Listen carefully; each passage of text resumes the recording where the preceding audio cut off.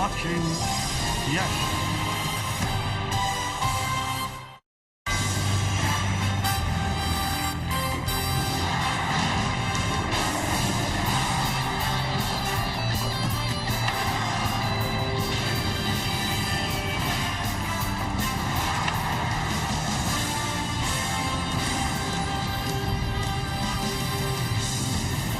Lovely day here in New York City. A little bit of a chill in the air as a crowd is making its way into Yankee Stadium.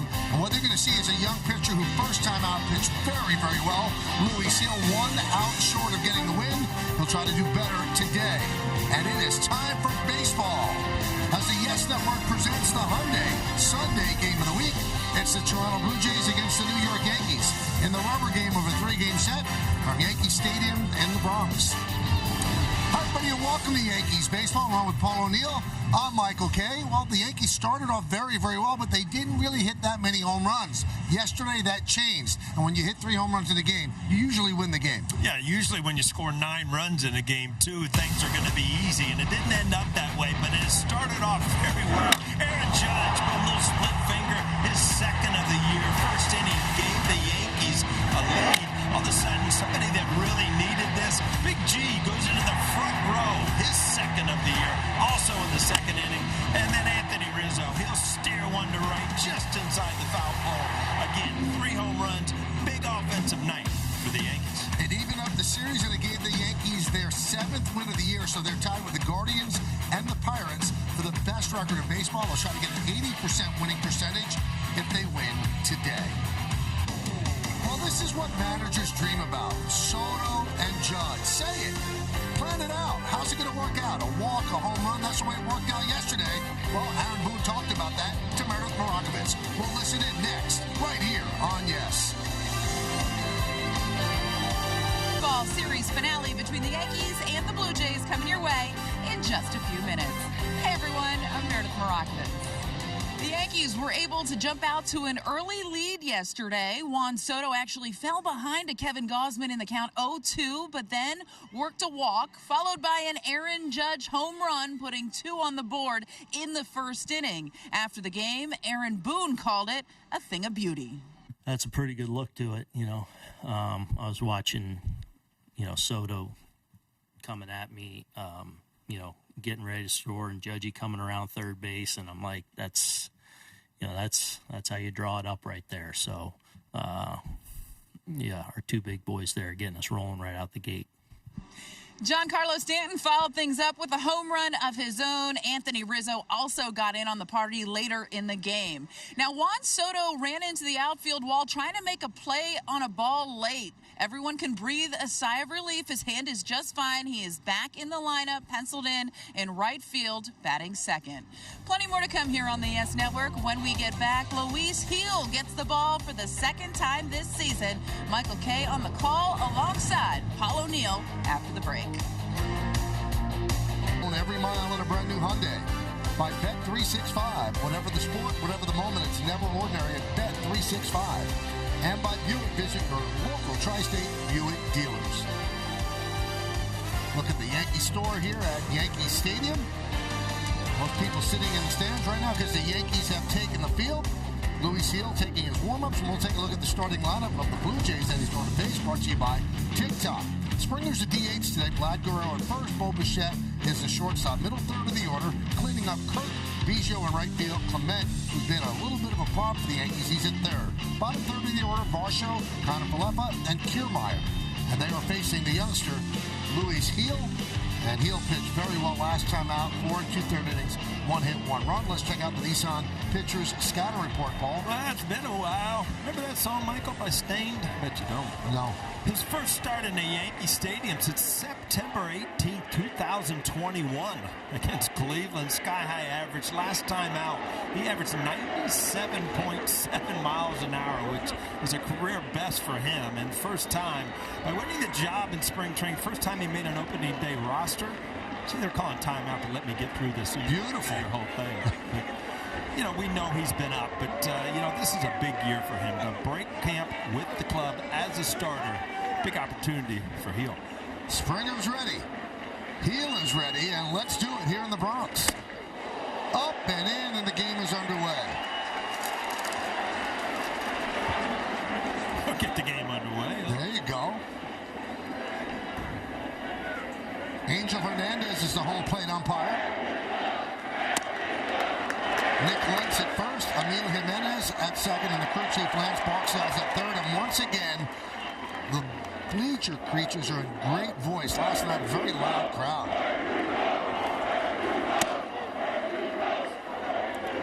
Now, sometimes you have to look at the gun. He sounds fast today. Yeah, it's not the catcher's glove. He throws hard.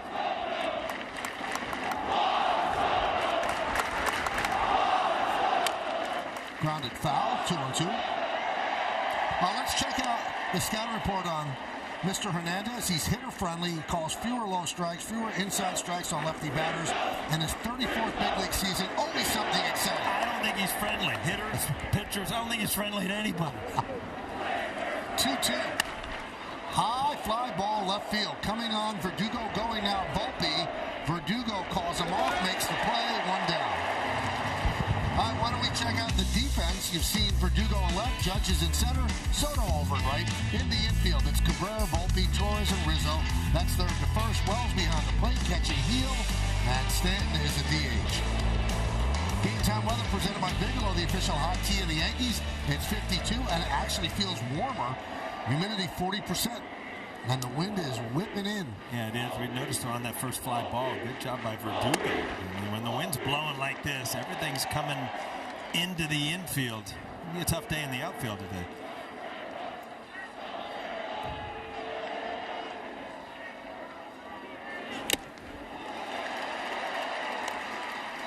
Swings through the slider, 1-1. Hit a home run yesterday, did Guerrero.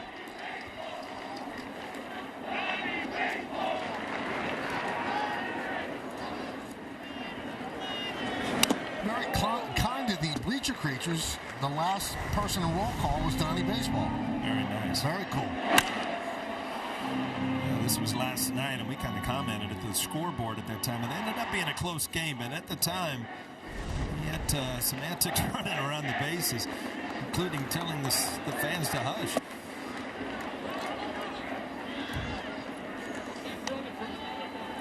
Well, Guerrero hits home runs against the Yankees, 15. Only guy who's had more since 2020 is Rafael Devers of the Red Sox with 18. Swing and a miss. That's a changeup at 92 miles an hour. Yeah, I think he's really going to, he's got a great fastball. Everything's going to play off his fastballs, but Toronto's a good fastball hitting team. So he's going to have to mix in some off-speed stuff if you call 92-mile-an-hour changeup off-speed. Well, Boone was talking about how effective his changeup is. He said because as good as his fastball is, it plays higher because of the changeup. Here's Bichette, pitch up and away, 1-0. And I kind of rambled through the scouting report, but last outing he averaged 97.7, which was a career best for him. So came out a little excited. I'm sure he was pumped to leave camp as part of the starting rotation. And initially he was sent down, but then Cole had the problem with the elbow, and they kept pitching him, and obviously he made the team. But he impressed even when they sent him down. It was just a numbers game. They wanted him to be a starter, but with Cole going down, that allowed him to be one of the 5 starters.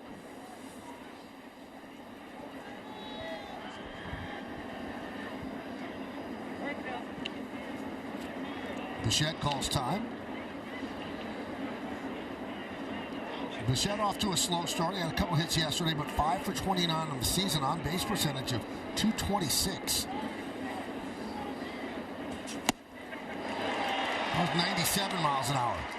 And the location's great too. It's just not 97 down the middle. When it's on the corner, it's going to make it even tougher.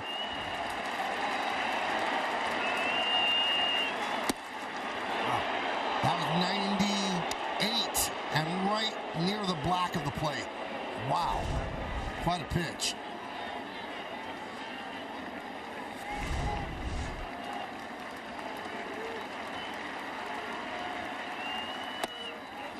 And Bichette works a walk with 2 outs. All right, Paul, let's get to work. Keys to the game brought to you by your local Kia dealers. We got a lot of them, Michael. 3 for 3. Yankees with a win today will have won all 3 of their series this year. That's a good start. A little longer. I mean, with the questions in the pen and who Aaron Boone has available today, you'd like to see Heel go a little bit deeper in the game and break out. Last night, 9 runs. It's a year high, 3 home runs. Hopefully this is what we can expect from the Yankee offense. Change up, dropped in there for a strike to Alejandro Kirk.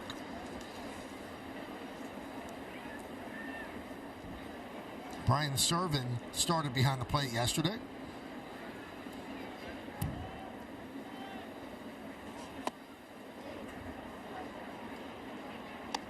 Little surprise Wells behind the plate to get it in. Some good swings yesterday. I mean, it just missed a couple balls, but back to back. Yeah, usually you don't get day game after night game, but he's young. I also think they like this matchup a little bit with Heel, 2 youngsters. Although you can't go wrong with Trevino defensively. And they have a lefty versus them tomorrow for the Marlins, so Trevino will play then. Aaron Boone's way ahead of us. Yes. Couple of weeks ahead of us. A couple of weeks. I felt that way down in Houston with Girardi up there, too. He was a couple innings ahead of us, right? Yeah, he's detailed, I'll tell you that. Bichette leads off first. Held there by Rizzo. And the 1-2. 2-2.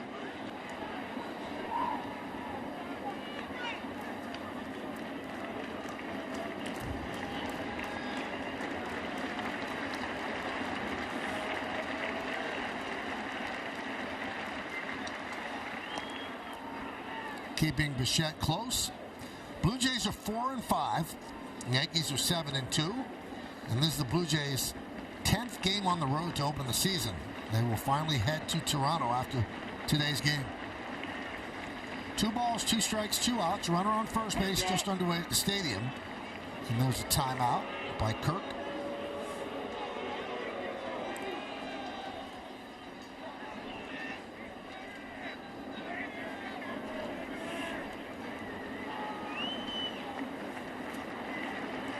Runner goes. Ground ball to third. Cabrera across the diamond, and that'll do it.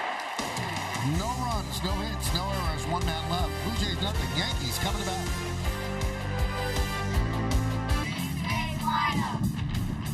Batting first, playing second base, Gleyber Torres. Batting second, playing right field, Juan Soto. Batting third, playing center field, Aaron Judge. Batting fourth, playing first base, Anthony Rizzo. Batting fifth, DH, John Carlos Stanton. Batting sixth, playing outfield, Alex Rodriguez. Batting seventh, shortstop, Anthony Rizzo. Batting eighth, playing catcher, Austin Wells. Batting ninth, playing third base, Oswaldo Cabrera. And starting pitcher, Luis Gil. Go Yankees! Good job by the 10 and under Yonkers Renegades. And they give you the starting lineup brought to you by TikTok. I love that every Sunday we'll have some youngsters give you the starting lineup. Well, Luis Gil was impressive in the top of the first, and now Bowden Francis will get the start for the Blue Jays. Let's check out the Nissan Pitchers Scouting Report. Well, Bowden Francis is his first time around. He's facing the Yankees for the first time in his career today. It didn't go well in his first start in April in Houston. 7 runs and 10 hits in 5 1/3. But he did have 7 strikeouts and basically 2. Very good curveball, plays off his fastball. He will mix in a slider, sometimes a split, but over 75% fastball curveball. Gleyber Torres takes outside, 1-0. So far this year, Torres has seen 180 pitches. Only Yandy Diaz of the Rays has seen more, 185. So that was 181 in that first ball. And is that significant? Well, Torres 180 coming to the game, Soto 177, Judge 177. Those are high numbers. Very high. I was reading in the notes, Michael. I mean, they are averaging over 4 pitches per plate appearance, which second in baseball. I think they were just behind the Dodgers. I think the Yankees are 4.1, Dodgers possibly 4.2. And Major League average is 3.9. I believe it's the Angels. Yeah, it's the Angels. You're right. I got it mixed, California. It's LA. Mixed up, right? Yeah.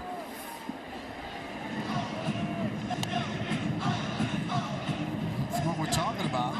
So 2, 3, 3-4 in the American League in pitches seen.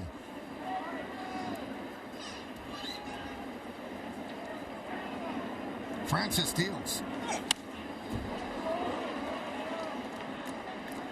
Want to take a look at the Blue Jays defense. You've got Varsho in left, Kiermaier in center, Biggio's in right today.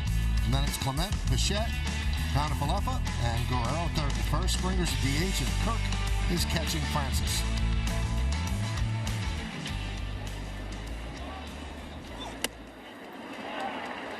Two and two.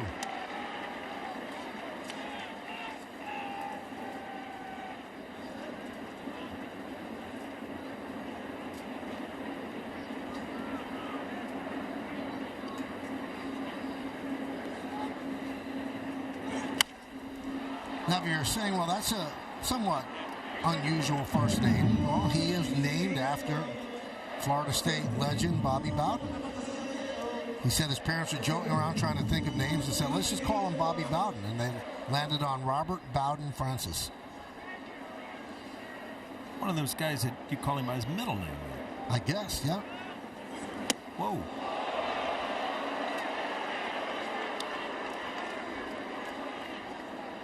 He's from Tallahassee, so that's why his parents were talking about Bobby Bowden.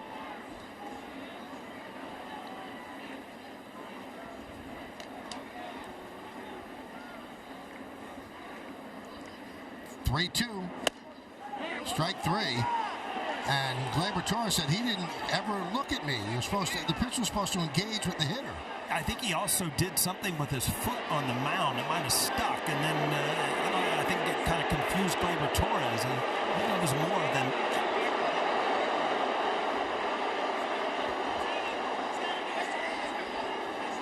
I don't know if he caught a spike or something, but it confused Gleyber Torres.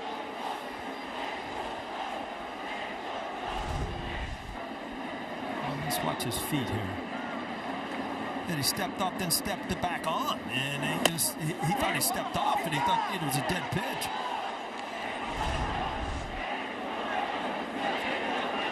It'll be interesting to see if they overturn this.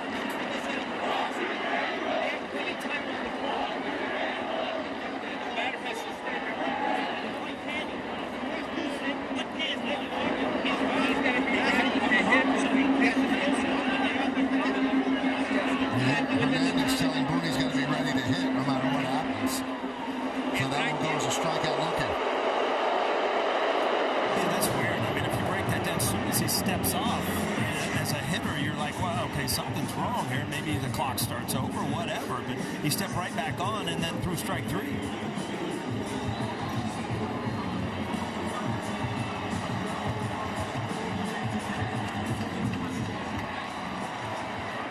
So here's Juan Soto.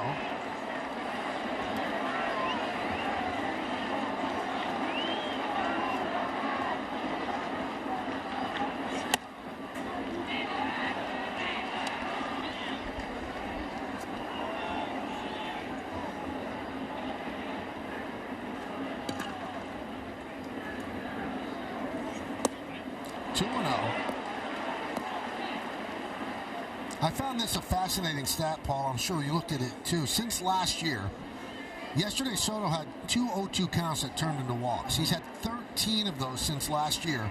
That's the most in the majors. He has 46 in his career, the most in the majors during that time. So this guy does not get into the proverbial hole at the plate. Yeah, I mean, he doesn't panic. And looking back, Michael, and I kept talking to you about it yesterday, 0-2 against Gausman. He was taking split fingers just off the plate. One of the best at-bats of the night, and it ended up in a walk, okay? Ho-hum, because Aaron Judge hit a home run the next pitch. But it's amazing, to be that patient with 2 strikes.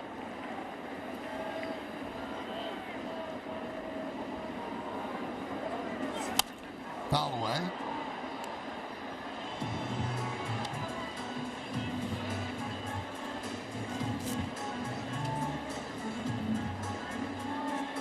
It's just getting warmer, Michael. See how the pine tar is starting to go on the shoulder there from touching the... You swing through the bat. And when it's really cold, that pine tar won't even leave the bat. As you see, something fairly unusual outside the strike zone. Strike three.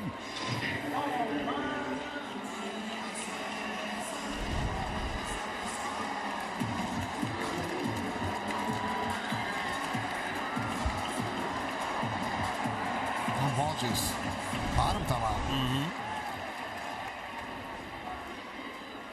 Here's Aaron Judge. He's at 259 home runs career. Pitch outside.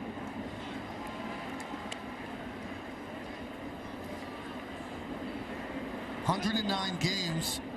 Aaron's hitting .295 with 35 home runs, 72 ribbies against Toronto in his career. Only team he's hit more home runs against, Baltimore, with 39.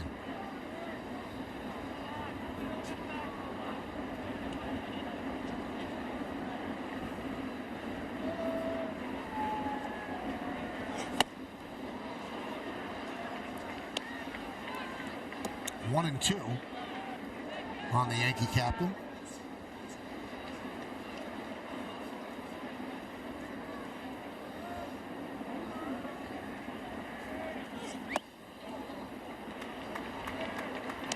Two and two as Judge takes the curve. A sun-splashed Sunday here at Yankee Stadium. Beautiful day in New York City.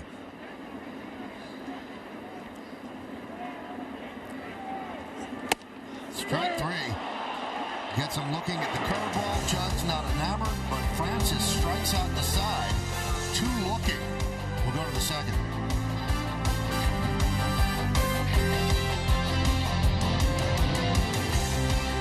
Apply. Visit MLB.tv for details. When we go to the second inning, it's 0-0. Yankees and the Blue Jays, the rubber game of this three-game set. Biggio will lead off against Luis Gil.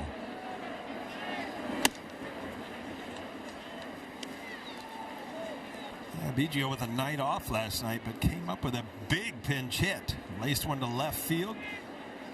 John Schneider's had a couple big pinch hits in this series. Clement with the game-winning home run, and then last night with Biggio. The pinch hitting seems easy from here, but it's not. Believe me, coming off the bench, it's extremely hard. I would think that it's never easy, I admit, but it's got to be easier now than 20 years ago, because now there are real batting cages right behind the dugout. You can hit. And there's also, you can pull up the pitcher you're going to face, and the batting practice will throw it like that. Same release point. So, yeah, it's definitely an advantage. But, boy, when you're not into the game and you're sitting there for 2 or 3 hours and the next thing you know you're at the plate, it's just like the guy's throwing 150 out there. Remember, Joe Torre once told me that everybody that's up in the big leagues was a starter their whole life. Yeah. Here's that play with Glaber that people are still talking about. I got to find out the rules. He stepped out. Stepped off the mound. That should have been timeout. And also, strike three wasn't a strike. So, Angel, you're 0 for 2.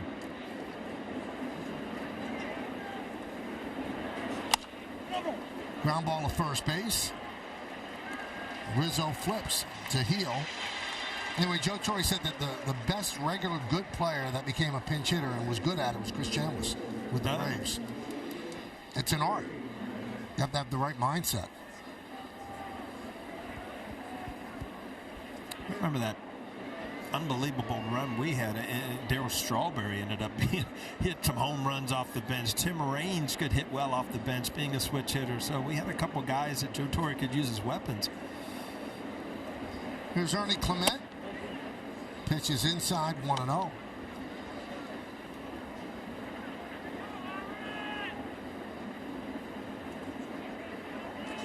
We always talk lookalikes. I got a lot of text overnight that Ernie Clement and the Yankee manager Aaron Boone.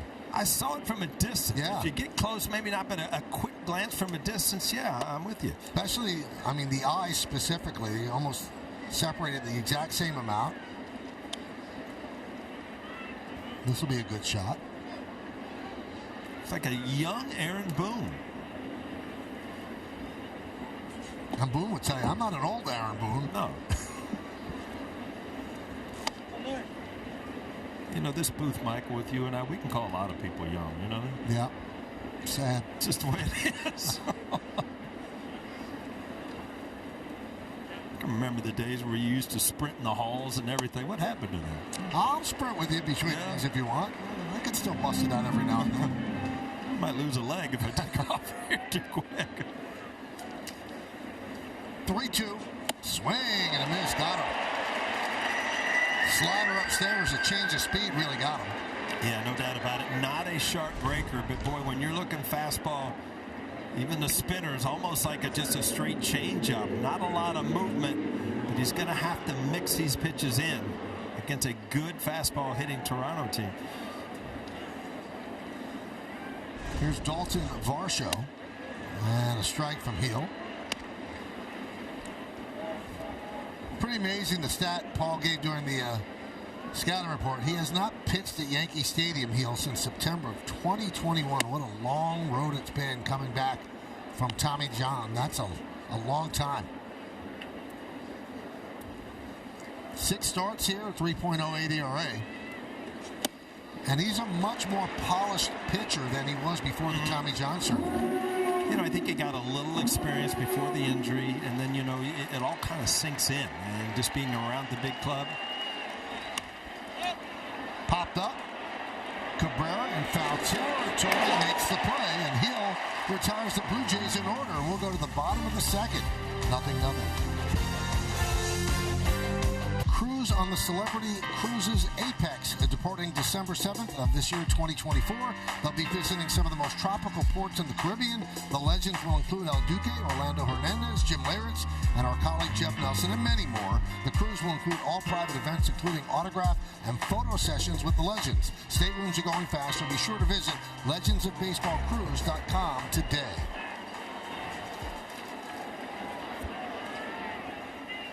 Anthony Rizzo will lead off.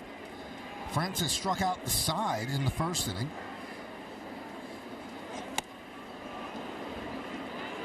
0-1. You know, the Blue Jays really like Francis. They think he can be a quality starter. Had a tough first outing, but he's pitching in place of Alex Manoah today, who they're scratching their head about. He had a rehab in A-ball today. You know, trying to get his way back here, get ready.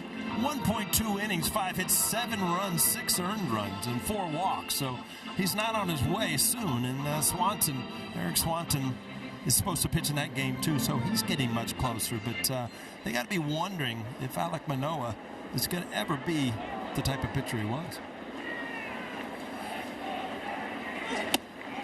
Yeah, he looked like one of the best pitchers in baseball, and then it fell apart. Mm-hmm. Now, we've had stories of that before. Remember, Roy Halladay was sent down to A-ball, and just they reconfigured his motion, and he came back and became one of the best of all time. That one plunks Anthony Rizzo, which he's used to, and he's on base, hit by pitch.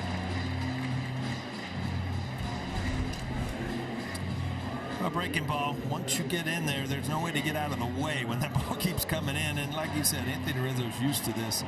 Oh, that's a good one. That just grazed him.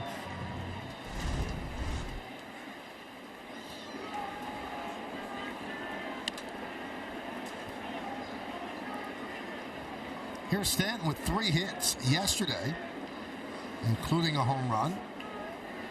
He has 2 homers on the year. Francis deals a strike. Well, I don't know if you watched after that home run yesterday, his first at bat, his swings got so much more aggressive, so much more confident. That's all you're looking at, Stanton, to try to build on something, to believe that he can be what he was. Check swing. Did he go? No, he did not, said Nick Lentz.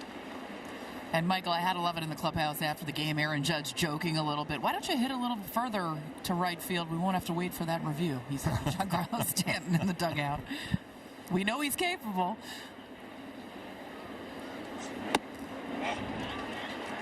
That porch is there for a reason, right? You know? They all count the same, Paul. Exactly.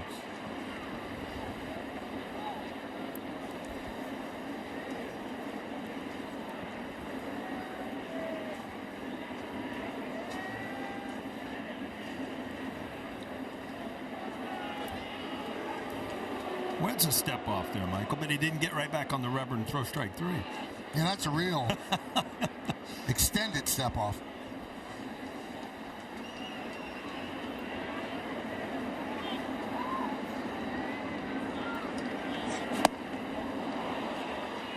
.73-mile-an-hour curveball swung on and missed. Again, his first at bat last night, it just reaches the first row, but Like I said, every at-bat after that got better and better. And it's just a confidence thing now for Big G. 3-2 on Stanton. You got to believe Anthony Rizzo is going to stay put at first base. Stanton, you never know. And Anthony Rizzo, not your speedster at first base.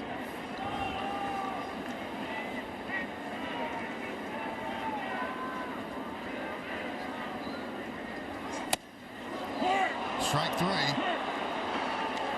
Fourth strikeout for Francis. Stanton didn't like the call. The ball looked away from my angle, but we'll take a look at it here. I guess it was pretty close.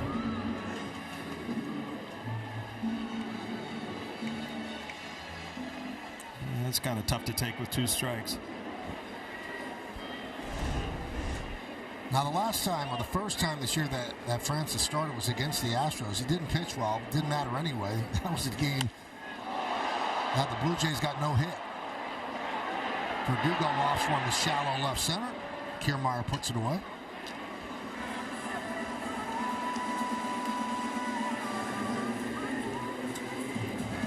Verdugo, other than that home run in Arizona, still trying to find it. You can see he's still a tick off. This guy's not. This guy right here has had great at-bats from opening day on.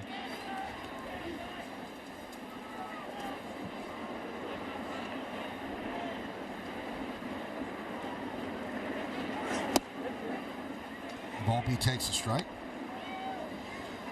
Now, Francis made the team out of spring training, pitched well. But what opened the Blue Jays' eyes, 20 games last year out of the bullpen. In the big leagues, he had a 1.73 ERA in relief.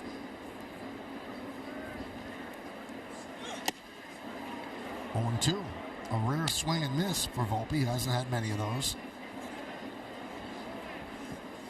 Well, you saw that was 93, but, you know, it plays off his curveball and his slider.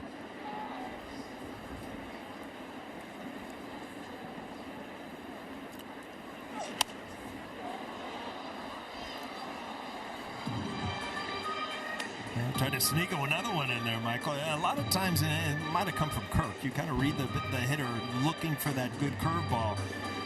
You just feel like you sneak a couple fastballs by him.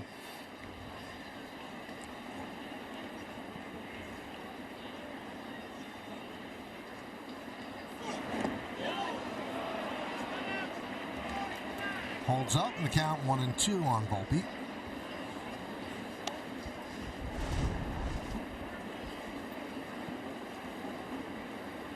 I gotta agree with that one, huh? Mm-hmm.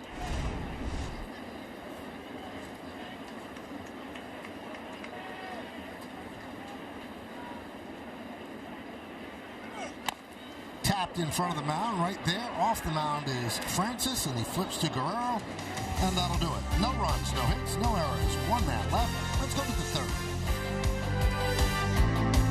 Now for Pinstripe Pride, brought to you by Toyota, the official hybrid vehicles of the Yankees. Today's picture was submitted by the Barrett family. Kimberly's daughter always has her game face on to watch the Yankees. She's ready. Use the hashtag Toyota Pinstripe Pride. Mention yes in pictures you post to social media to reflect your love for the Bronx Bombers. We might spotlight you in a future game. Got to be a K-Star jersey down there in that gift shop. I doubt it. What would the number be? Just a big K. Right on the back, K. And the pitch to IKF is a strike as we start the 3rd. No hits in the game from either team. 8-9-1 in the Blue Jays order. Heel is really dealing, and the count 0-2.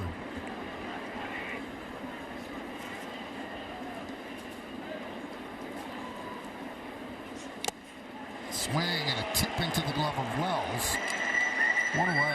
Boy, if you look at these sequences, hard fastballs, buy them, and then finish people off with a good changeup with a little movement down. Impressive.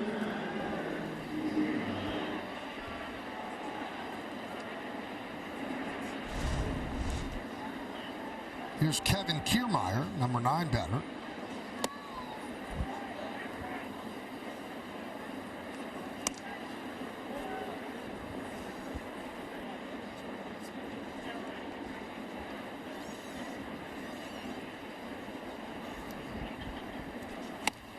You know, Meredith, I was listening intently to your pregame report. Well, I thank you for that. And I heard that the Cap, Don Mattingly, had some disparaging things to say about his buddy, Paul O'Neill.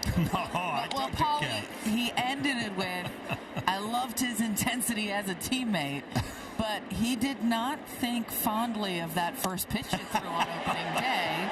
Here we go again. And I explained it. You said you wanted to see if he could still pick it. And he just smiled and laughed and said, I don't think so. He threw that directly in the dirt. It was awful. It was right in the ground, and it was very Stephen A. Smith. Whoa, he dropped the Stephen A. Smith. I thought that was a little harsh, but, what the Cap says goes. He got behind the plate. I was a little surprised. The only way I could throw a strike now was throw it hard. And I saw Cap get in there. I'm like, I can't whistle one at him. What if it goes over his shoulder or something? So you think he's feeble? He couldn't catch the ball? I just got caught up in the moment. I was in awe. Cap was behind the dish. And then, Paul, I asked him, do you think Paul is still capable of firing in a strike? And he did not believe that you were still capable. What? I've had All right, so let's break this down because Stephen A. is my guy. Here's your pitch. You're going to watch this. They're all year, okay? Now, let's take a look at my buddy Stephen A. I mean, they're both very similar. Eerily similar, guys. Debbie Timon, please, I hope you're listening. I need another chance. I'm going to warm up. I'm going to throw in about 104, right on the black, just to shut everybody up. All right? Here's the thing, Paul. We love you just the same anyway. Yeah. Well, even if you bounce it. Oh. And you know what? You want to know some good news? We've mentioned Stephen A. now. That's going to be on First Take tomorrow. You just know it. Wow. I feel like it's piling on now, Michael. Here I get the biggest honor in the world. Yep. And now I got to hear about it, I think Molly Karam will be very fair about it when she breaks it down on First Take. I'm not watching. I'll be doing game notes then. Okay.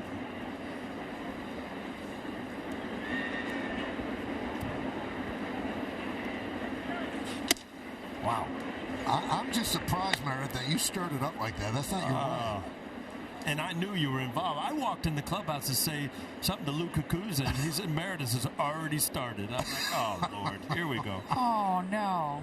I just wanted to get his reaction. Ooh. As he'll... That cannot feel good in this chilly weather. Any weather.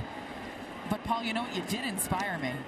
You were talking about that new clubhouse and all the renovations. Isn't that something? Well, I'm going to go take a look at it, I think, on Tuesday, and you can see that on the new BP Takeover show on Tuesday. Nice. Well, it looks like he has an arm pad there that might have helped a little bit, but Heel trying to bust him in. I think it went off, then it hit his forearm.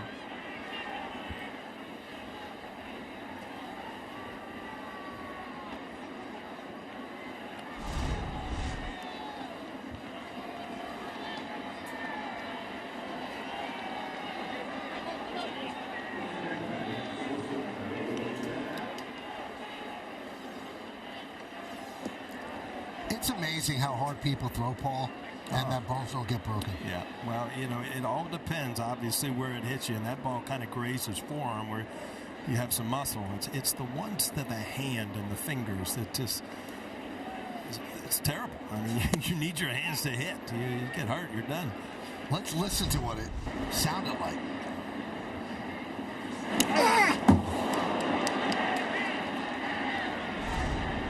Didn't sound fun. Now Matt Blake wants to go out and talk with Luis Heel.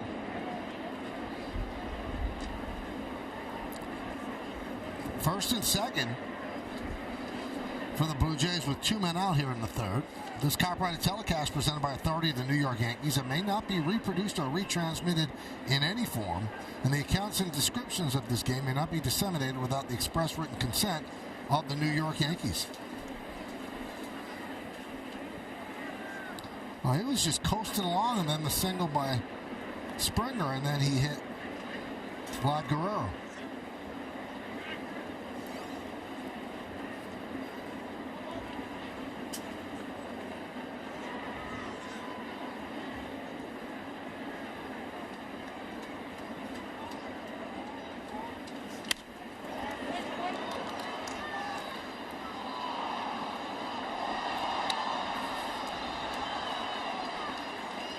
Blue Jays 4 for 23 and runners in scoring position in the series. Yankees 3 for 9.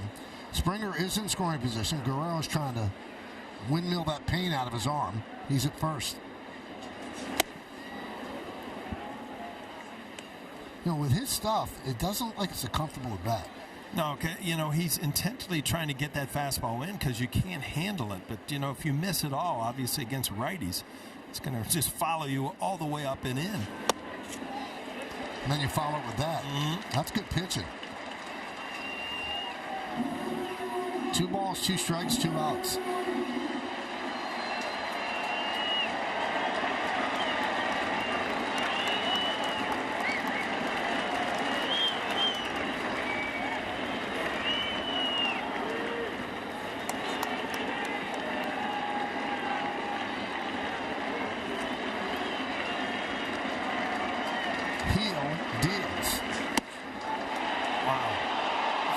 Outside the fastball. Hill wanted that one. Luis Hill is young. This is one guy behind the plate you don't want to show up. He thought he had strike 3. It was close. Well, the runners will go 3-2 and 2 outs.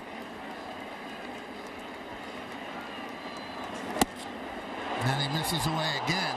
And again, listen, I wish we could tell him to, if you're going to show up Angel Hernandez, it's going to get worse. He walked twice off the mound, and both of those are outside, I thought. Yeah, this ball clearly away. But you're right. You know, that plate's going to look like a thimble here if you can continue to do this. Big time in the game here. All of a sudden, bases loaded.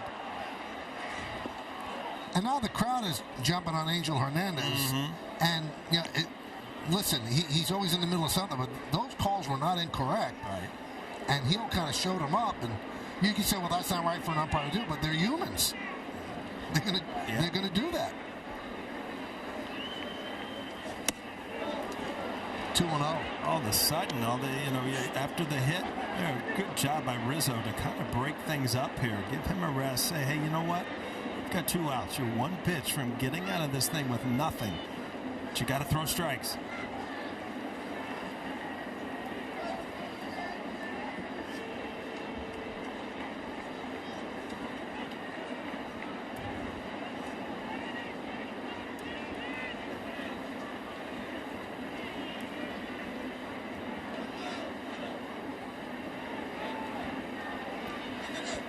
So the Blue Jays threatening to have the bases jammed. 2-0 count on the cleanup hitter, Alejandro Kirk. And now Angel Hernandez is making some kind of motion to Hill. Had him step off for a moment.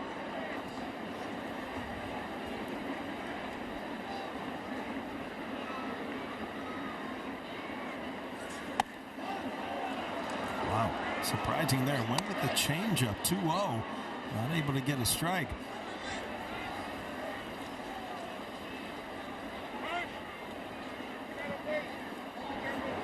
And he's making Hill look at the batter. You want to show him up? This is what's going to happen.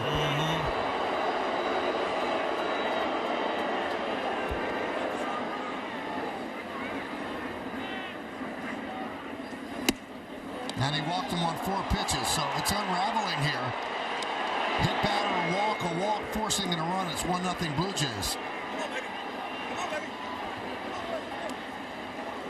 And you've already used your trip to the mound, so you can't settle him down right now. He's got to work out of this himself.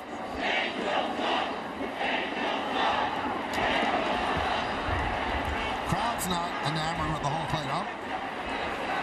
Here's Biggio. 5 in a row out of the zone.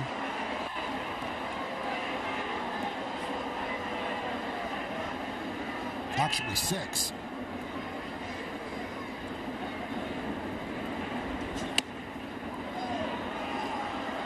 The thimble, as you said, Paul. Yeah, it's getting smaller, but he is missing, and then when you start missing, you're not going to get a break on a corner.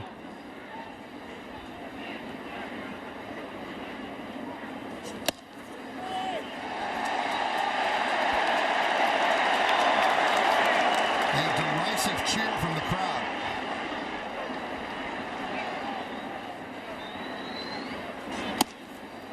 3-1 on Biggio.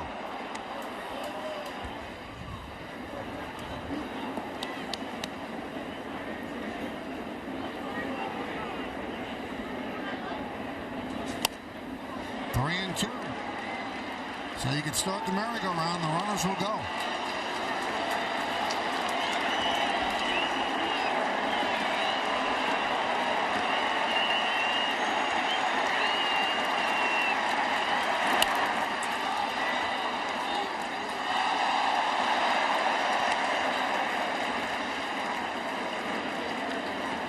Did you see Guerrero's route to the plate? I mean, he was almost over in the dugout.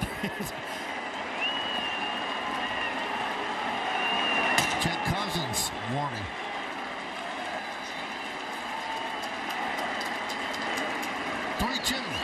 Strike three. Biggio down looking. 3 strikeouts for Heel in the inning, but the Blue Jays get a run. It's 1-0 Toronto. For the Yankees, and it's brought to you by Audi and the 2024 Audi Q5. Visit your local Tri-State Audi dealer today. And then a long conversation between Heel and Angel Hernandez. And the Yankees are settling Heel down right now and saying that's not the right thing to do with that particular umpire, and you learn. You know, it's a learning experience. All of a sudden, I mean, you almost let this game get wide open. I mean, you're lucky to be at it with 1 run. You're behind Biggio. The bases loaded. Here's Austin Wells. Now, the home plate umpire often checks the pitcher for any foreign substance on his hand, but that was a long, extended conversation, and we were watching it intently, and he wouldn't even look at Angel Hernandez. I think Angel was trying to explain to him, first of all, all right, we're going to check things, and then we're going to get friendly. I'm going to tell you why I made you step off. You know, you have to make eye contact with the hitter. There was a lot of going on.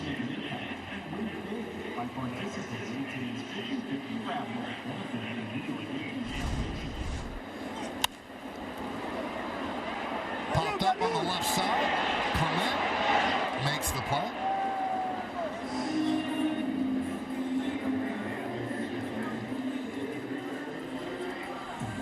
You know, Angel Hernandez, for players in baseball and fans, it seems like he's public enemy #1, but I talked to a retired umpire who said amongst the umpires, he's beloved. Really? He is the best, quote-unquote, teammate on and off the field if people are out and about, and he's a protector of everybody. So, I mean, there's 2 sides to every person. Absolutely.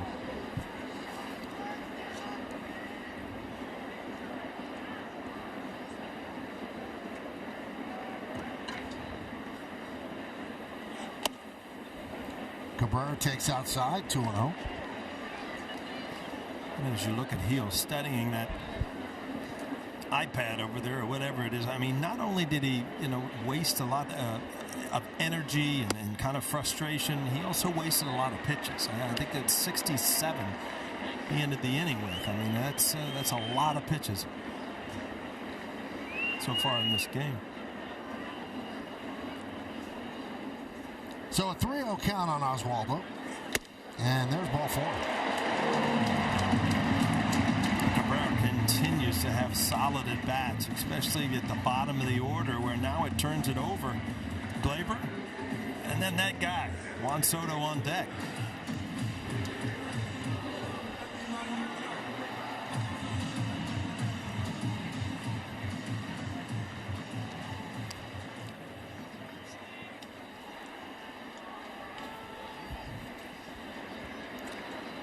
Here's Torres.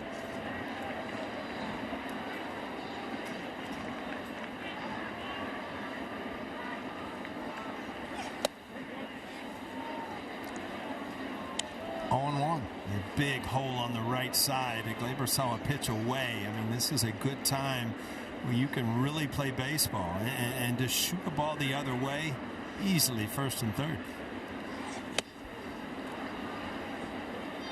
0-2. Certainly a nice bounce-back performance up to this point by Francis, who really got hit hard by the Astros in his first start.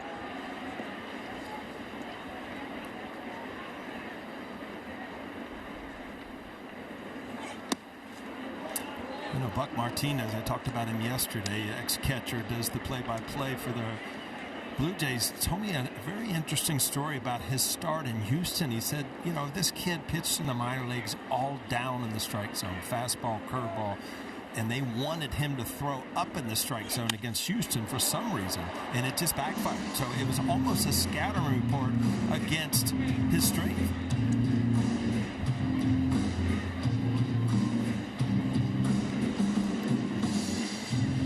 Yeah, that's always a conundrum. If your best pitch is a fastball and you're pitching against a fastball hitting team, do you go away from your strength, or you just, not my fastball, you're not going to hit my fastball? Strike three. Torres done looking. You know, Gleyber's 0 for 2, and again, that's not a strike. You got to feel frustrated as a hitter. This ball's out of the strike zone, curveball high, and it just, you know, you go back to the dugout, shaking your head, thinking, man, is this one of these days? First at bat, he kind of steps off, steps on strike three, and then again, you look at where this ball ended up, clearly high. There's Juan Soto. He struck out in the first inning. 5 strikeouts for Francis. And 1 walk. That walk is at first base, Oswaldo Cabrera.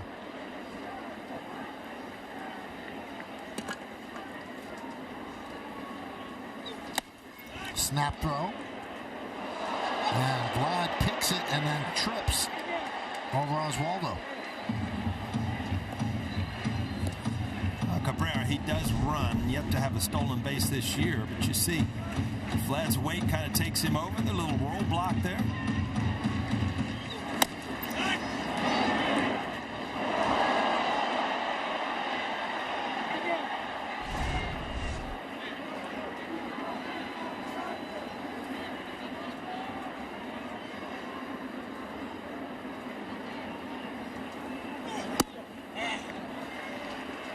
Congratulations, by the way, to Juan Soto on being voted the Montefiore Einstein Player of the Week. How do you win Player of the Week? You hit .417. A couple of extra base hits, 4 ribbies, and OPS of 1.101.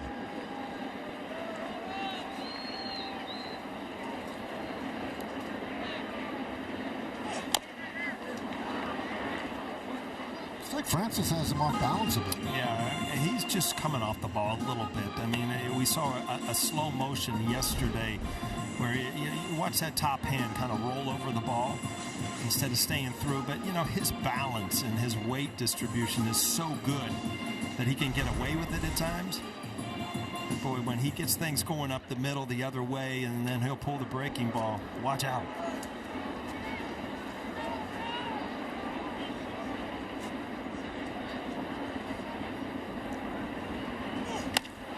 Roll to right field on the run is Biggio. He's not going to get there. Cuts the ball off, though. Good job by Biggio, holding Soto to a single as Cabrera goes to third.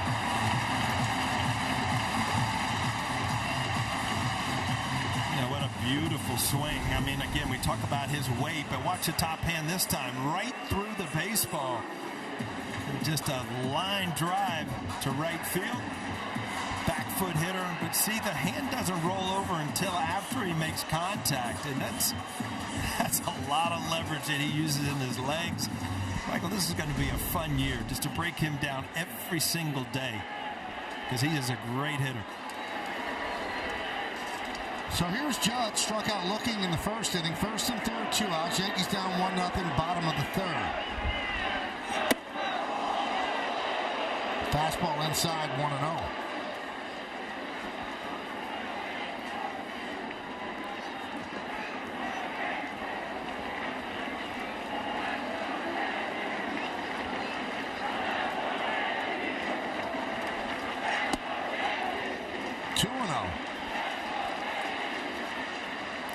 Well, one thing you can say about Angel, that pitch right there has been a ball all day. And that's the only thing you can ask for as a pitcher or a hitter, that you're consistent.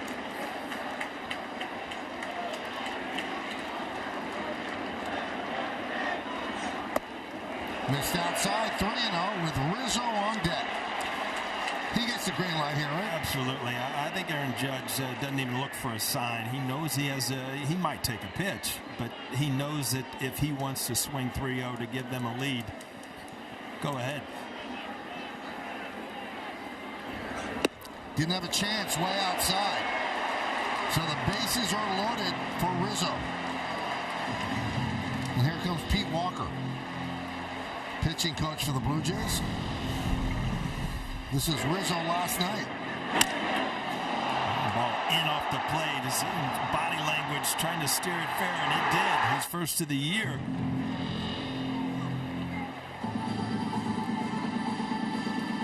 Oh, these are fun at bats, Michael. You get an opportunity with bases loaded.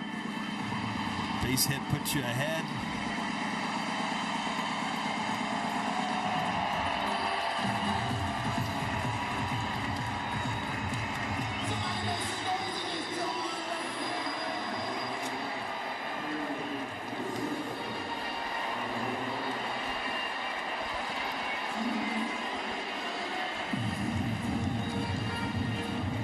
Rizzo was hit by a pitch in the second inning.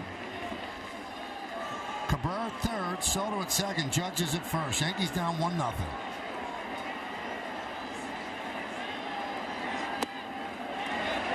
Now Francis has lost his strike zone 1-0.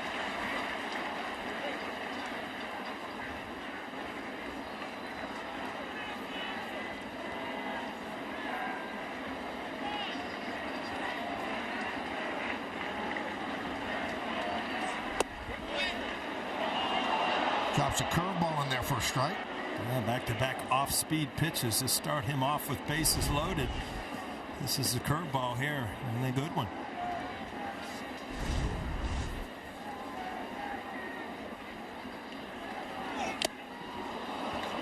And then he goes with the fastball, 1-2.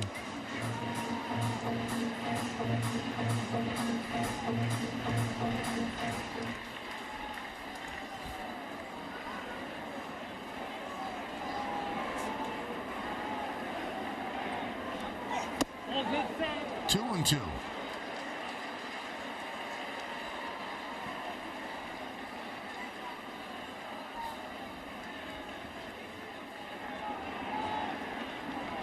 Two balls, 2 strikes, 2 outs, bases loaded. The righty deals. Fastball in on the hands, foul back.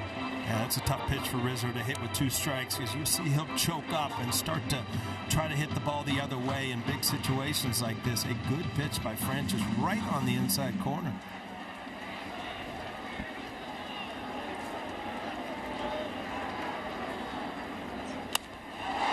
Driven down the right field line, that is a foul ball.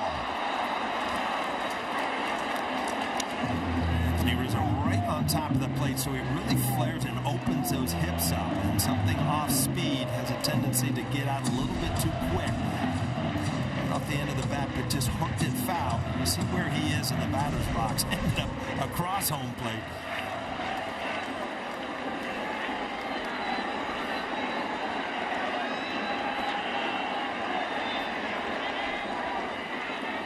Big spot early. The 2-2. Well, you can start the merry-go-round for the Yankees now. 3-2 and 2 outs. Runners will go.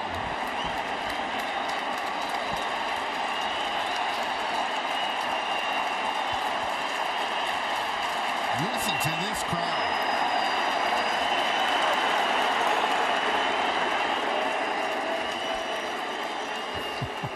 Crowd noise blew out the pitch count.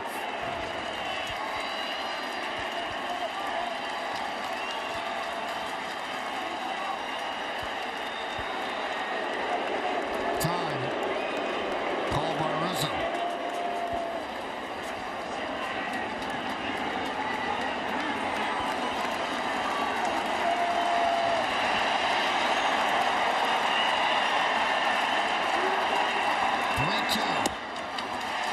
And he walked him. That'll force him to run. The game is tied at 1. That'll bring up Stan. We'll take a look at the Delta Sky Miles American Express card highlights. Well, Big G had a big night last night. Started off with a home run. First throw or not, it's a home run. But then that bats got better. Rifled one to right, and then this was an absolute line drive. You see it even hooked. That's called the strike, and Stanton throws his head back in disgust. Yeah, the high strike is what's really bothering most hitters. It's not in and out, but the ball up.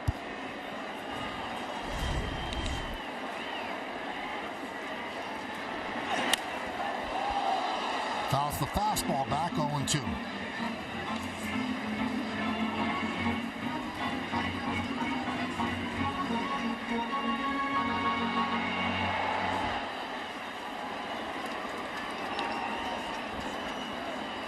And the pitch upstairs. Well, now they've gotten Francis's pitch count up. It's kind of a setup pitch. You got to imagine he's going to that curveball or slider away now. And if you're Cabrera, you got to really watch. Hope that he throws something in the dirt. 2-2.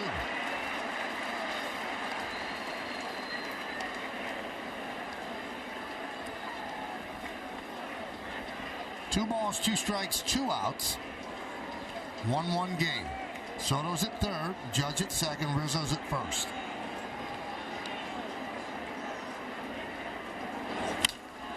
Popped up.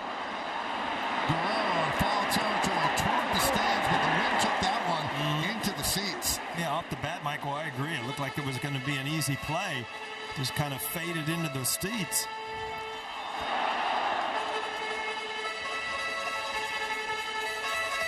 See 34 pitches this inning for Francis. And he had 30 last inning, so it's both pitchers here in the third inning really struggling.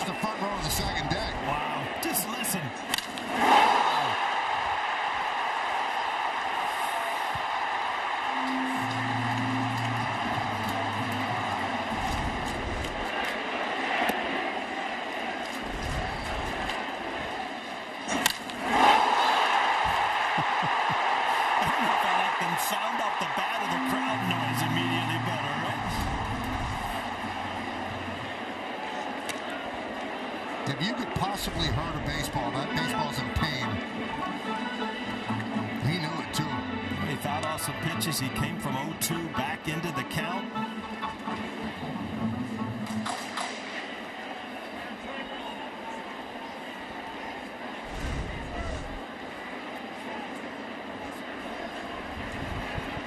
Career grand slams, 7 of them with the Yankees.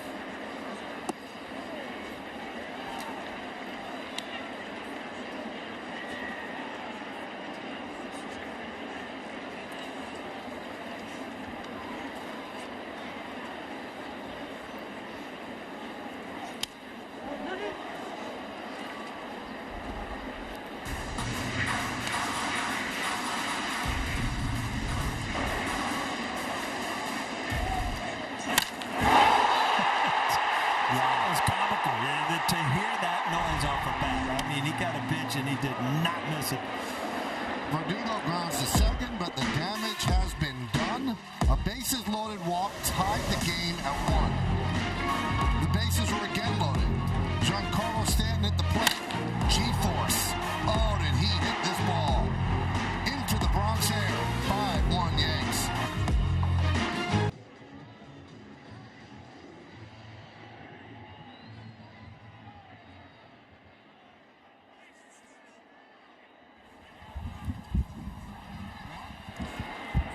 We go to the fourth inning. Cadillac scoreboard. Yankees 5 and the Blue Jays 1. One swing of the bat by that man gave the Yankees 4 runs.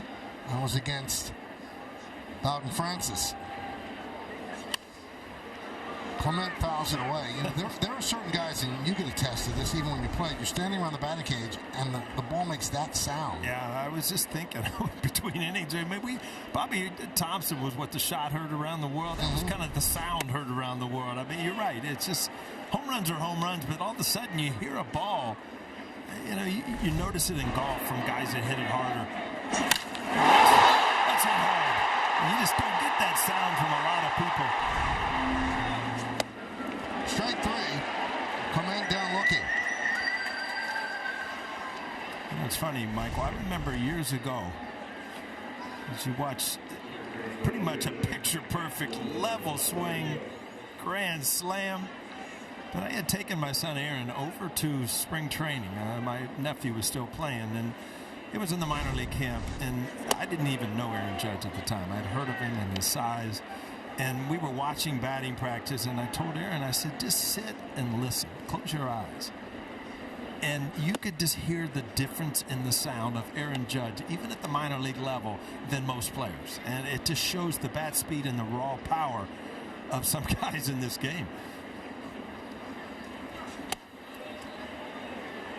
And the difference in that inning, top and the bottom, Heel was right on the precipice of getting taken out of the game. He strikes out Biggio looking. And Francis couldn't work out of trouble. He didn't strike out Stanton. He gave up a grand slam, and that's the difference in the game now, 5-1. They both had similar innings other than the ending of it.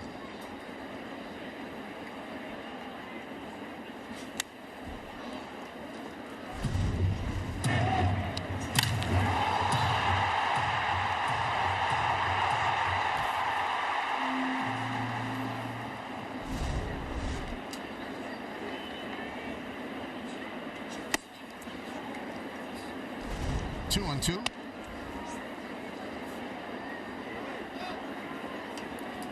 You know, coming into last night, and Stanton didn't look good. Well, you know what? I've said it numerous times today. I mean, after that home run in the first, his second bat got much better. His third bat, he hit a line drive to left. He's become aggressive again. And even with the 2-strike, he had an aggressive swing and obviously put it in the seats.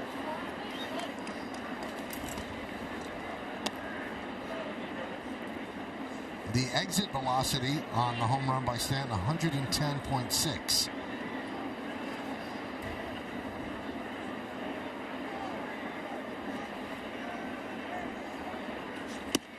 And there's a walk to Varsho. You know, Heel had a weird game years ago against Toronto where, you know, he didn't give up a lot of runs, but he had 7 walks. So he can, at times, lose that strike zone.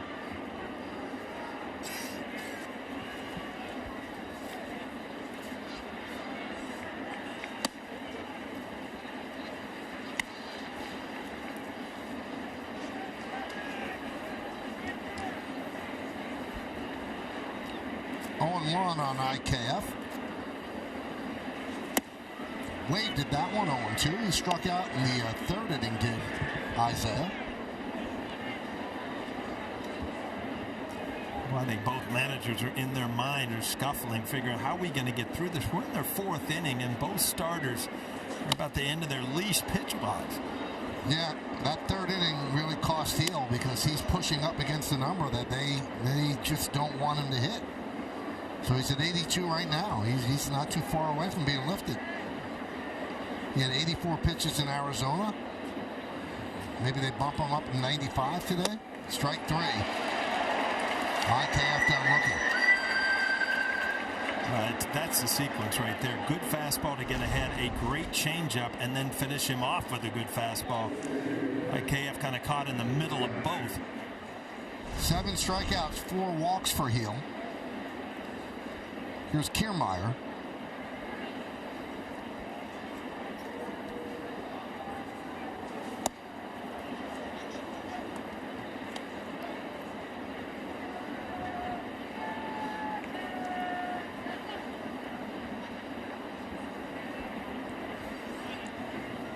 1-0. And the pitch. 2-0. Now, again, this is where you got to know. Obviously, Kevin Kiermaier, a good Major League Baseball player, but coming into the game hitting .095, you've got to throw strikes, make him swing the bat, and beat you.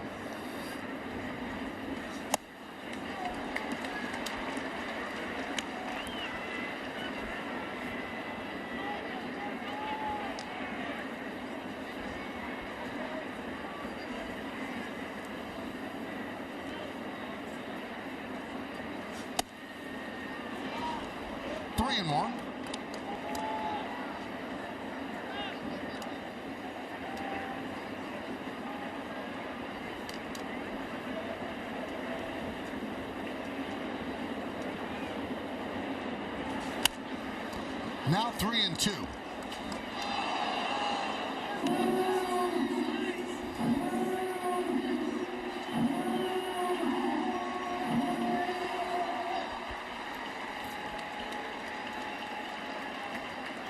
Runner will go. 3-2, 2 outs.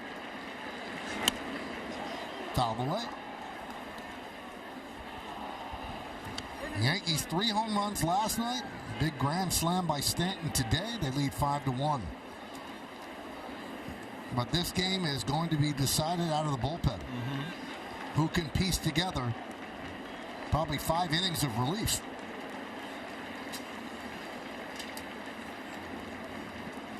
Swing and a miss. Strikeout number 8 for Heel. He retires 3 on strikeouts this inning.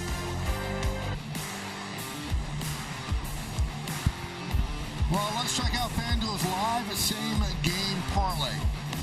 Right now, new customers get $200 in bonus bets if their $5 bet wins. Download the FanDuel Sportsbook app today.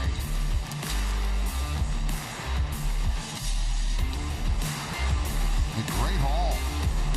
You're in there, Paul. Love that place.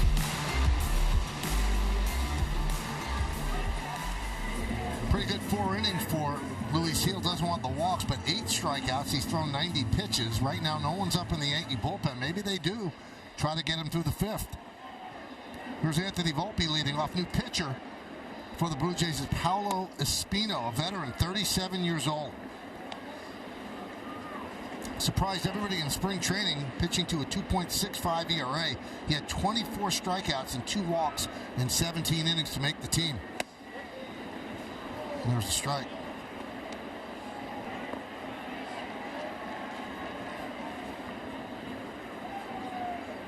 Volpe tapped back to the mound. That was in the 2nd inning. 1-2.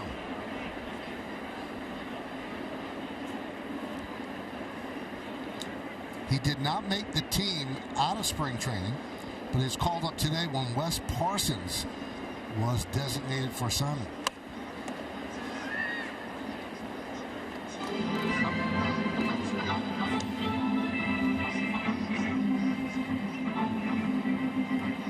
Music got you up and dancing, Michael. Made me think of Phil Rizzuto. Oh, is that it? Yep. I thought I looked over, thought you were doing the polka up here. There's a base hit for Volpe. Boy, this is good to see. You know, he has such a good approach with 2 strikes now. Where last year you saw him swinging pitches off the plate. Now all of a sudden, I have no problem shooting this ball to right field. Great piece of hitting. Ball's even high.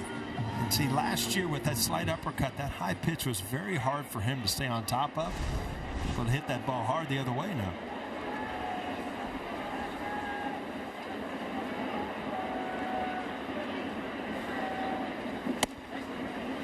Wells takes a strike from Espino.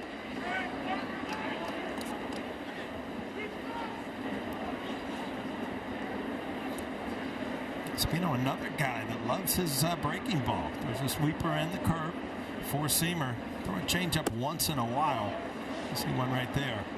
But again, following up Francis with a lot of breaking balls with the same type of pitcher. Kind of a good change for the Yankees because you really don't have to adjust as a hitter. Both kind of the same types of pitchers.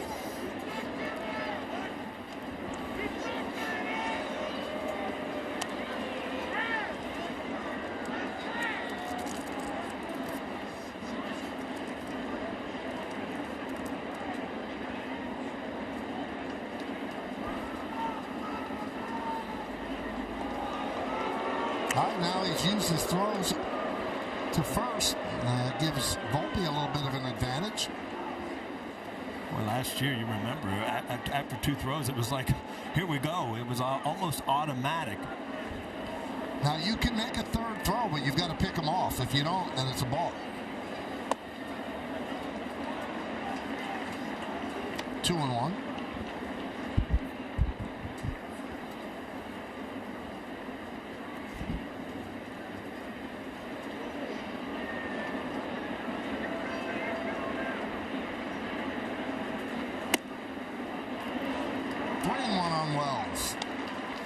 See Volpe over there, he kind of hops, and if he hops at the right time onto his front foot, he's usually going. He got caught going back that time, and it's very tough to run when your weight's going back towards first. There it is.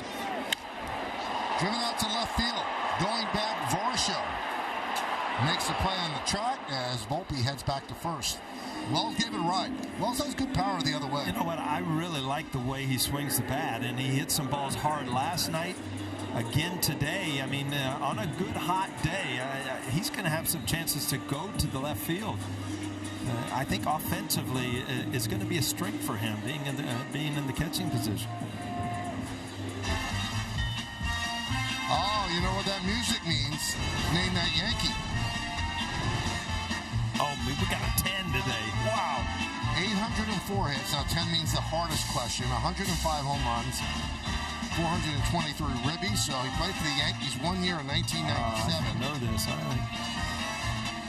Was a teammate of yours. I know, in 97. Wow, all right, I got to start going through the mental Rolodex here. Wasn't a teammate for long, I'll give you a clue. Oh, so you know the answer. Well, I guessed it. Ground ball a second. There's one. No return throw. Cabrera reaches on a fielder's choice.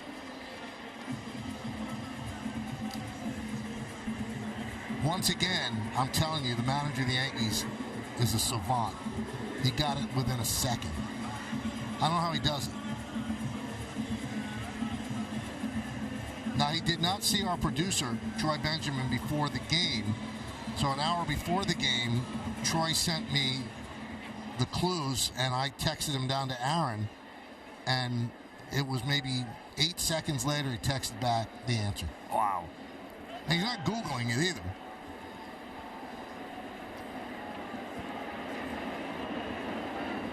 Yeah.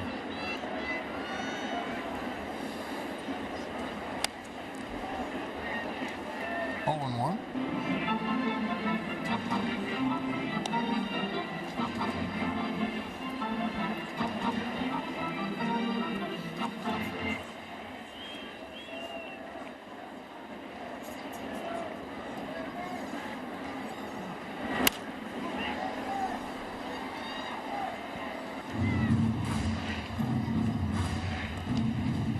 I'm going to give you a clue, Paul.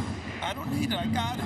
Yeah, really? When I can go back and forth from Cincinnati to New York, and you're right, I didn't play with him very long, but Right. he had one of the greatest games ever in Cincinnati. Yep. That's what sparked my memory. 1 and 2 on Torres. Torres has struck out twice, both looking in this game.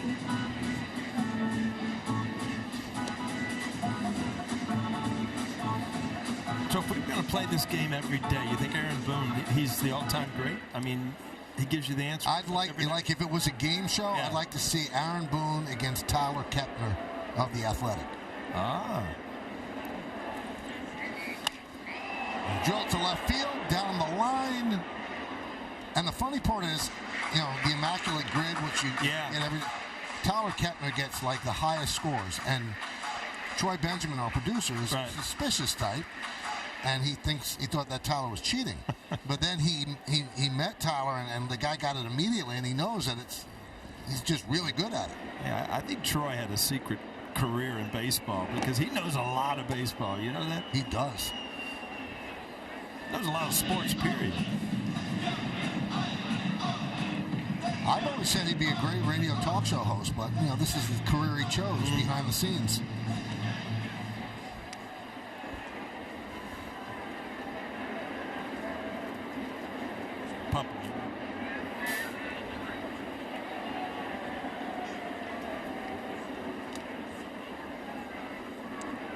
2-2. Sky to shallow right, coming on Biggio. He's got the plane on a hop. Cabrera will stop at third. And finally, Torres gets a little bit of a break on the day. He picks up a single. Yeah, this is really, he's probably shaking his head at first base. Finally, something went my way. Backup slider. Kind of a jam shot. Again, with your approach with 2 strikes, put the ball in play. You never know. You got an opportunity. Juan Soto, first and third, 2 outs.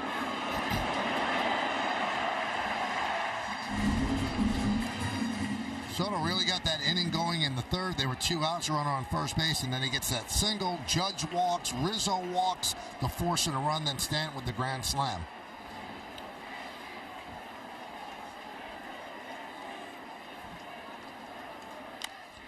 Chopped slowly to second base.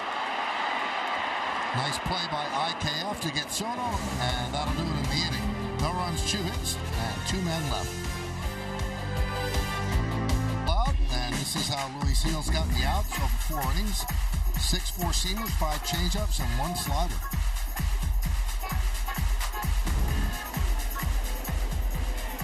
Eight of those outs, strikeouts. Springer will start it off top of the order. Yankee bullpen is getting busy, so his leash is short. He has to make quick work if he wants to qualify for this win.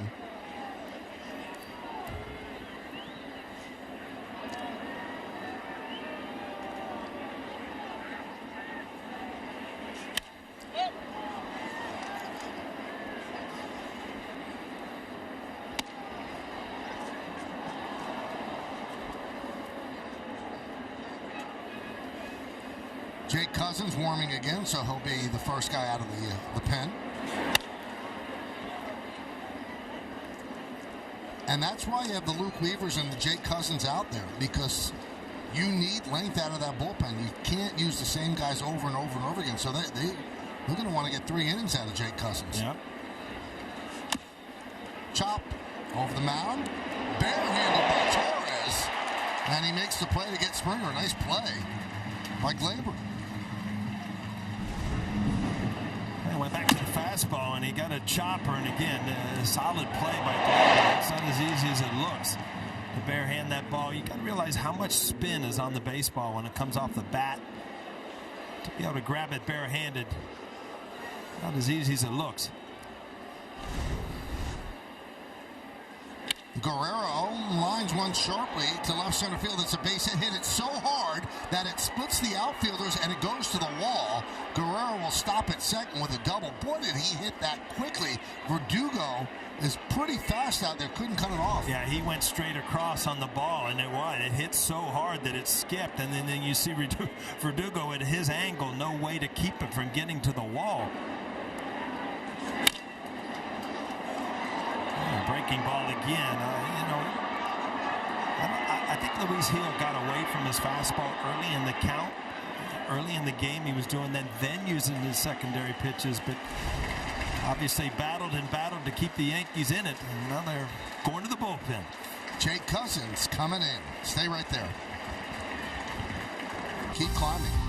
And by Toyota, the official hybrid vehicles of the Yankees.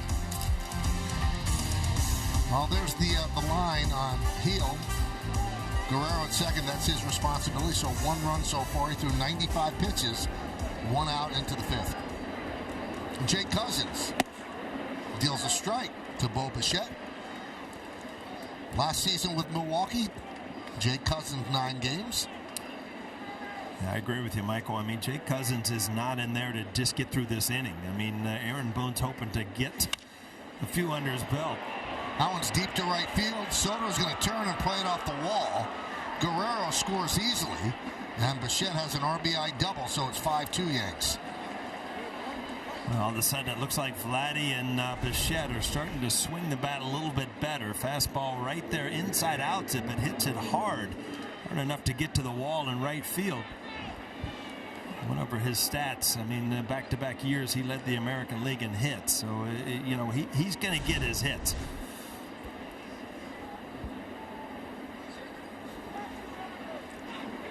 Here's Kirk.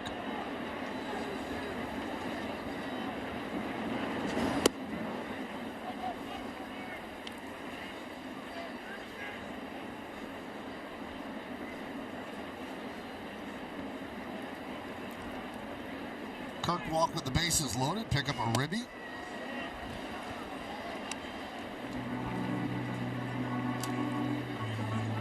One and two.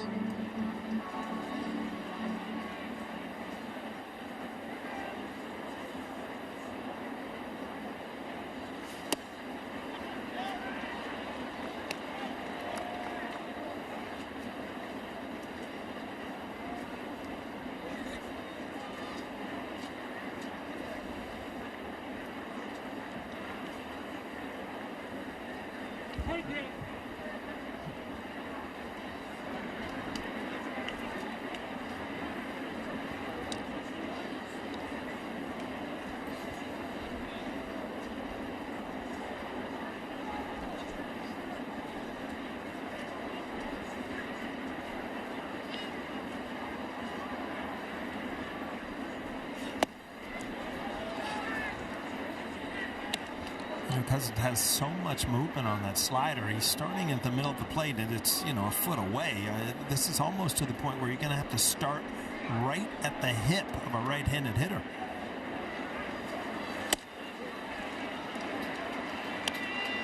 Three and two. Last night, the pitchers were saying with the cold weather and the wind, it was very hard to get a grip on the ball.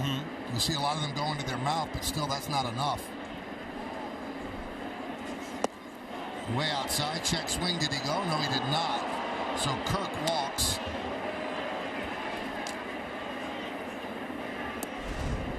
Again, he's lost he's getting the break, but he just cannot keep it on the plate, and it's so far away that you can't even get a swing and a miss.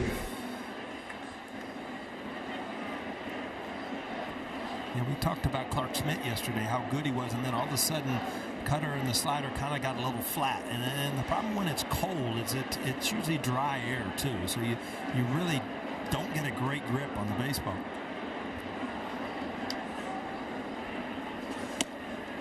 Off the glove of Wells, but the runners stay put.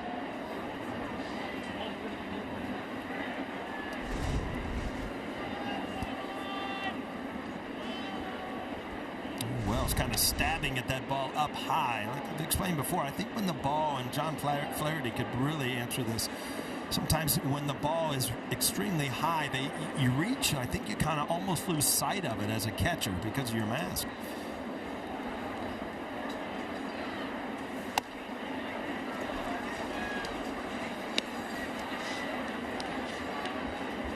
Boone and the pitching coach, Matt Blake, probably in that dugout now agonizing, what do we do if he can't get outs? And how do we cover this game? I mean, they're going through all those contingencies, but hoping that Cousins finds it. Right. I mean, offensively, the last couple of days, I mean, the Yankees have done all they can. They've given them 5 runs so far today, 9 last night. Just struggling to get outs from a team, Toronto, coming into this series, not swinging the bats well at all. They were no hit and 1 hit in their series against Houston. So 2-2 on Biggio, first and second. 1 man in already. It's 5-2 Yankees, top of the 5th. That one must have gone around the outside corner. Yeah, ball's supposed to be down and in at the back door. It never really got to the outside corner.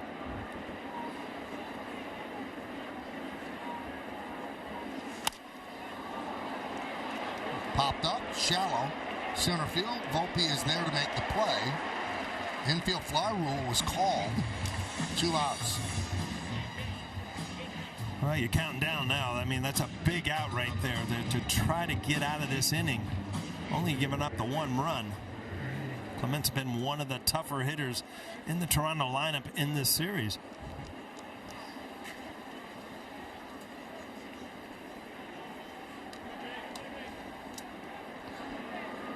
So Cousins comes on, gives up the RBI double to Bichette, and then Cousins walks Kirk. Where are you going with this? The man's cousin, really, Kirk Cousins. That's why I lost fantasy this year. I love the guy, but he got hurt for me in fantasy football. When he hurt that Achilles, I'm sure the first thing he thought was, you know what, I'm going to cost O'Neill in fantasy.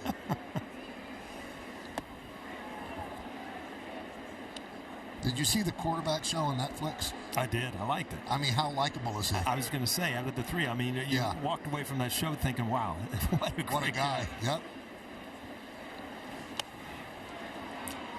And Michael Jake actually played football too, but then realized he didn't exactly like getting hit, so he decided to focus on baseball, and I can't say that I blame him.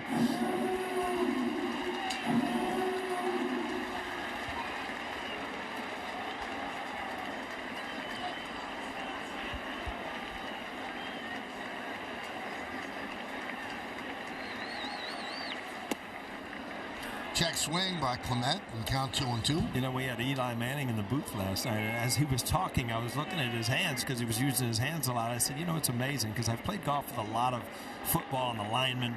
Some of their fingers are like going sideways. And I told him that. He said, yeah, well, I get a bad finger. We got problems. Popped up behind the plate. Wells dropped the ball. It's a tough sky right now. You can see he was struggling, and he dropped the ball. Boy, Cousins really got to settle down. All of a sudden, you got to turn it back on. I mean, the wind's blowing, the sun, it just goes off the end of the glove. Nobody feels worse than Wells right now, but still, 2 strikes, 2 outs. You still get out of this inning.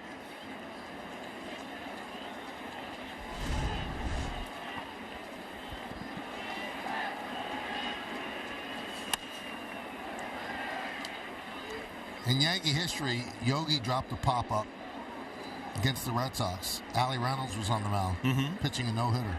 It was Ted Williams who popped it up. He dropped the pop-up for the final out of the game. And then, you know what? Did the exact same thing on the next pitch, and Yogi caught it. Here we go. You're setting the stage here? Not quite the same at stake, but... Popped up. Shallow center, Judge is there. And he makes the play. Blue Jays score a run, they lead 2. Halfway through, 5-2. Einstein, the official hospital of the New York Yankees. Let's look at the reigning Cy Young Award winner in the American League, Garrett Cole. He's expected to start playing catch tomorrow or Tuesday. That's a great sign. Currently on the 60-day IL with right elbow inflammation. That will be one heavily examined game of catch. Judge pounds one to center field, but Kiermaier makes the catch. 1 pitch, 1 out. Meredith, I want you to really in-depth tell me what's going on with Garrett Cole. He's going to play catch. I want to know the real news. Paul, it's funny. I spoke to him the other day, and I said, what does the schedule look like once you start that throwing program and you start playing catch again? And he said, I don't know. I don't want to know. I'm just going to come in every day and do whatever they tell me I'm supposed to do for that day. But the good news, Paul, his arm, his elbow, they're feeling good.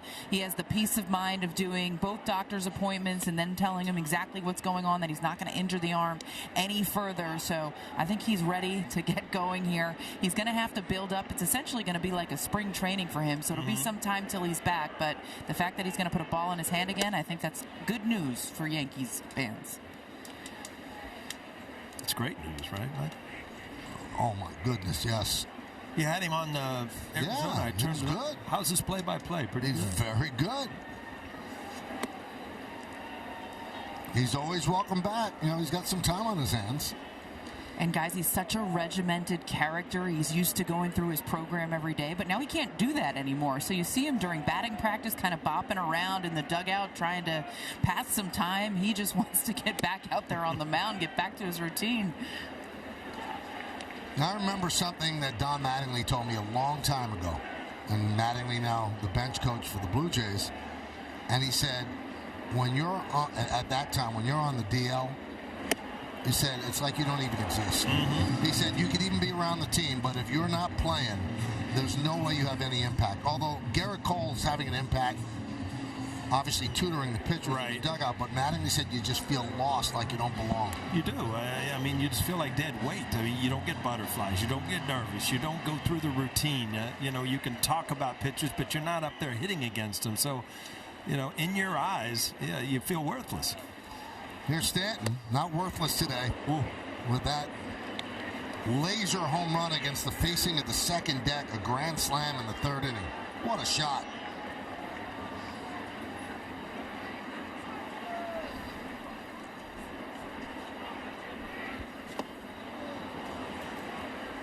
Now, how hard was it? Well, let's take a look at the exit velocity presented by Spectrum. 110.6.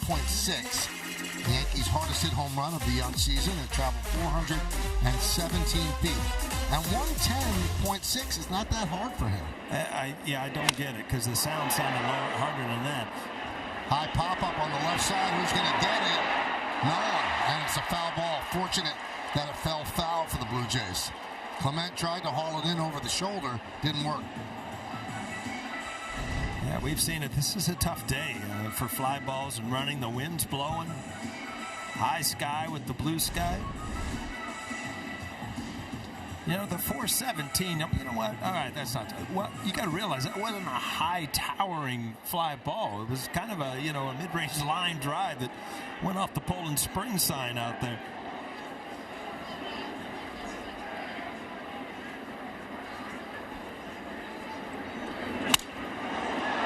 Sounds like a broken bat. No, that... if you watch that swing, how he stays with the baseball, this is the home run.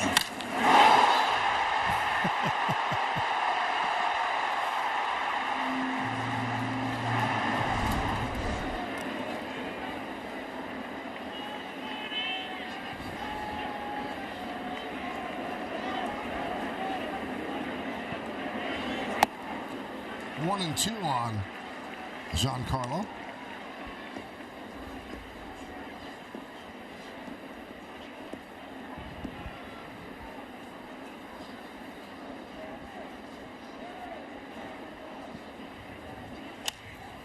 Grounded to third. Clement, there's one. On to first. It's a double play. So an around the horn, 5-4-3. 5 in the books. Yankees 5 and the Blue Jays 2.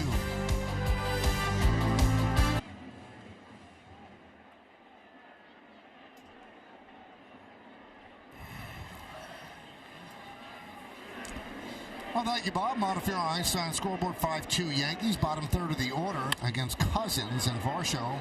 Lost one to left field. Moving toward the line into the corner is Verdugo. Boy, this is a tough day for outfielders. Yeah, it really is. You see at the end of this play, this is a fairly easy play. Glove side going the other way, but the wind and the sun, it could play tricks on you out there. And you see, got around it. It might have lost it there for a minute and then reached back.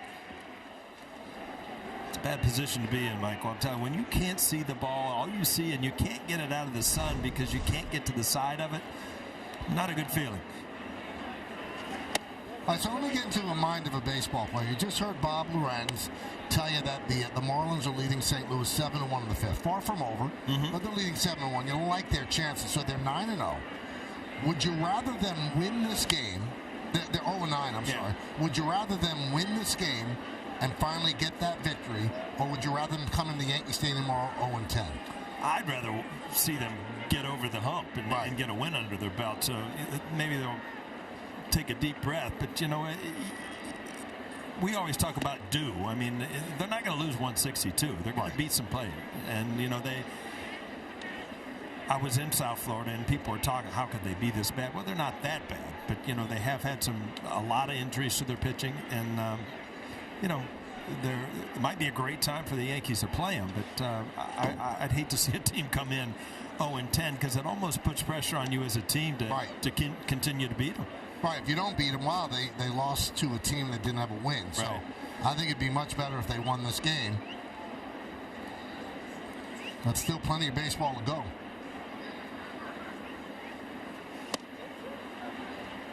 Three and two on Connor Falefa.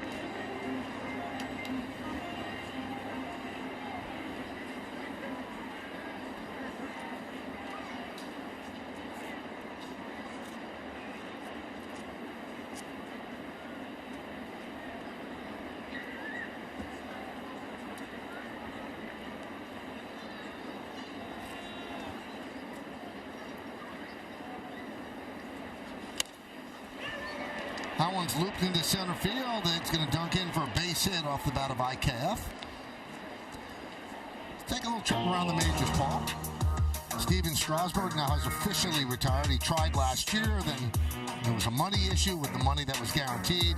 8 total start since 2020, last pitch in 2022. It's really sad because he's something else when he's healthy. Trevor Story, this is tough for the Red Sox, placed on the 10-day IL with a left shoulder issue. In the Marlins, we just told you, 0-9. Here's Kiermaier.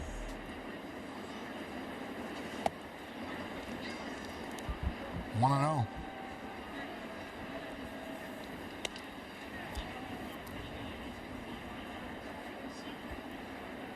Kevin has struck out twice this afternoon. Another really nice crowd on a Sunday afternoon here at the stadium.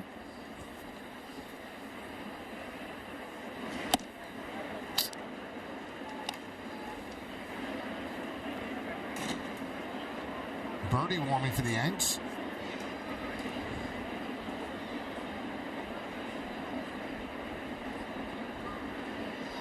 Remember, they had to use Ian Hamilton and Clay Holmes yesterday in the game that at one point they were leading 9-2. And it became a nail-biter, and they won 9-8.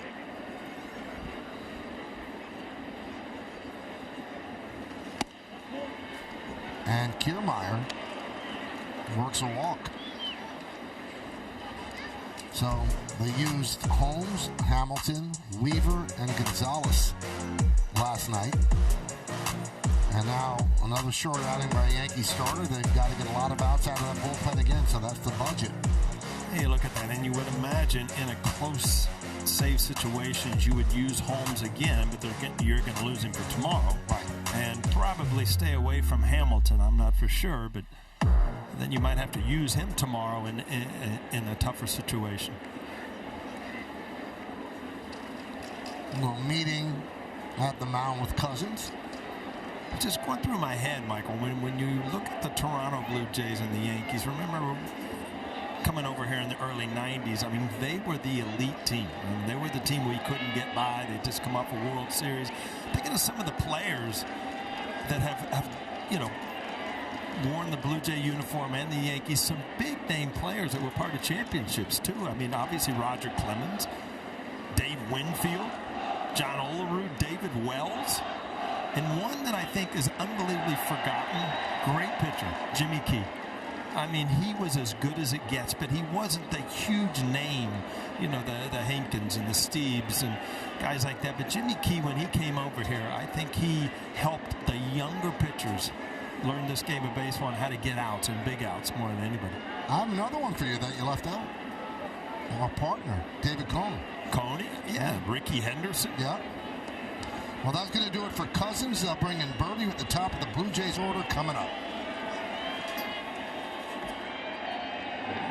$200 in bonus bets if your $5 bet wins. And by Hyundai, it's your journey. Own every mile on a brand new Hyundai.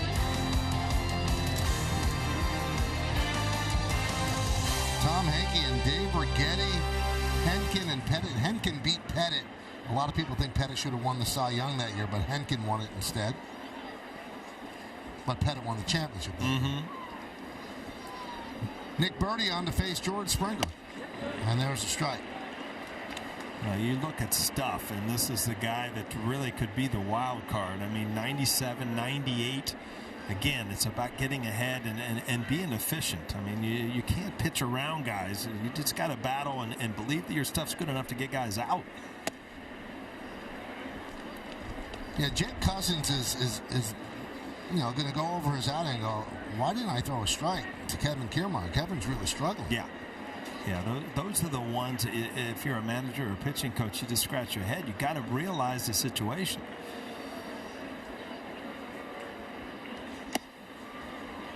Now, last time out, Nick Birdie was kind of all over the place, and he wasn't helped out with Trevino letting a couple by him. But the stuff is there, and sometimes he's just a little wild.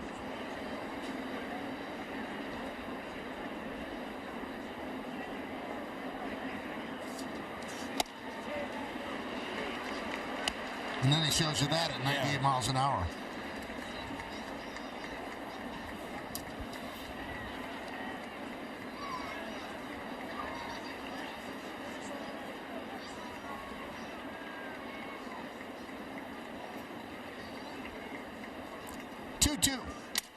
Shattered bat, ground ball to third, bobbled, That's an E5, and it's a big error. I wonder if IKF cutting in front of him might have just blinded him for a moment. Well, it's not going to be a double play because Springer runs pretty well, but he just did not come up with it. Could have been kind of shielded. Let's see. No, he just did not see the ball into his glove. It actually looked like it hit his hand. And again, that's my bad. But boy, I tell you what, we're in a tough position now if you're Nick Burdi. Here's Vlad Guerrero, so an E5 on Cabrera. Bases loaded, 1 out.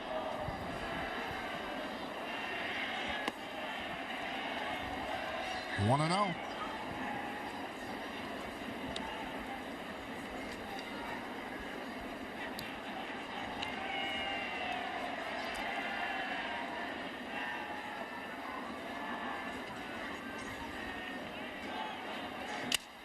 Another shattered bat. There's one that's all they'll get. Blue Jays get a run as IKF scores. Moving to third is Kiermaier. Guerrero picks up a ribby. It's 5-3 Yanks. Well, if you're Wells and Burdi, you got to realize you have jammed 2 guys with the fastball. And that's where, you just got to believe that you can get guys out. This is Vlad Guerrero. Look, can't get to it. Just shatters the bat. Boy, I tell you, good movement. High velocity in on a right-hander's hand. They're not going to hurt you. Here's Bichette. First and third, 2 outs. Again, right in on the hands, late, fouled away.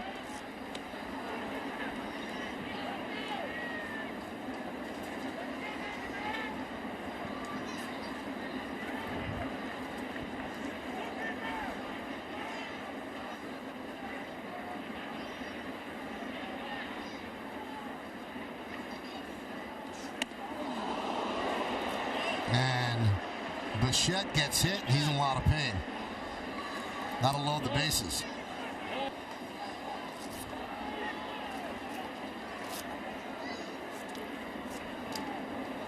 And an entire country now holds its breath.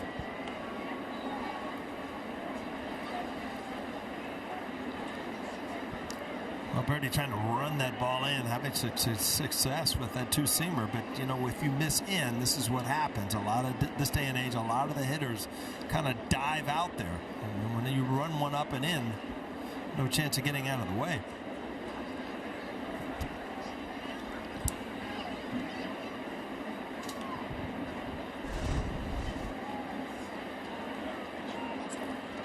Like he got him right on the back of the elbow. I think he has a pad there, but still. It hurts.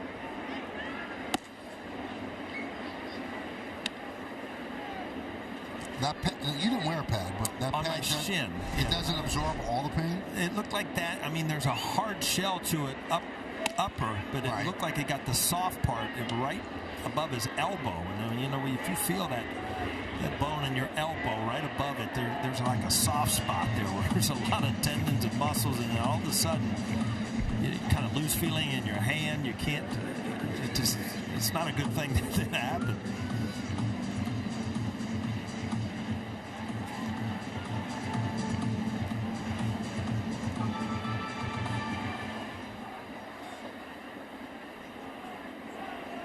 There's Kirk, big at bat. Wow, 99 right there. And you know what? You just got to believe that your stuff is good enough to get a guy out here. Stick with it. Continue to go after him.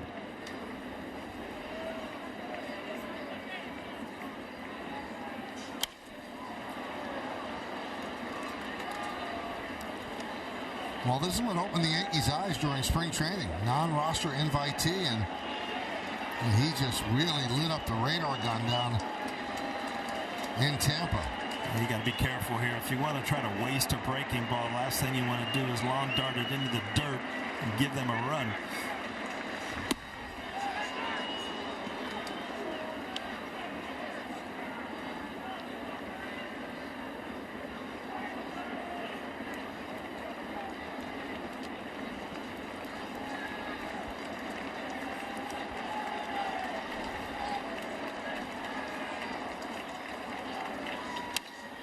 Foul back to the screen.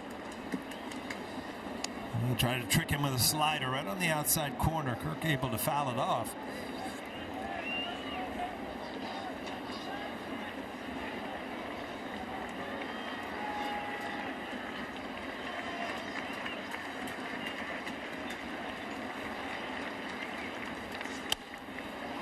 Popped up.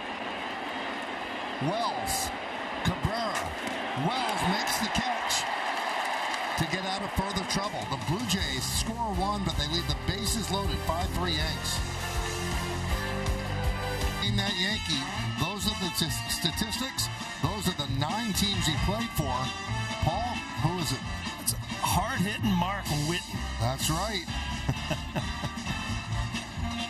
And that day that he had 4 home runs. One of 18 games all time that a player hit 4 home runs in one game. Also had 12 ribbies in that game. Tied with Jim Bottomley for the all-time record. Some consider maybe one of the greatest games ever, Paul. 4 home runs and 12 ribbies. September 7, 1993. Cards at the Reds. I was on the road and you got a curtain call. You get a curtain call on the road. That means you did a lot. Those Cincinnati people are so nice. It's a social event. You go and appreciate good baseball, right?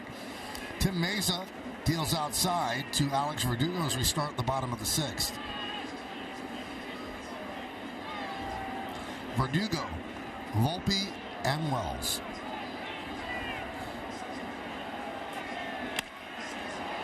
Grounded to second. IKF gets Verdugo, and Alex is 0 for 3.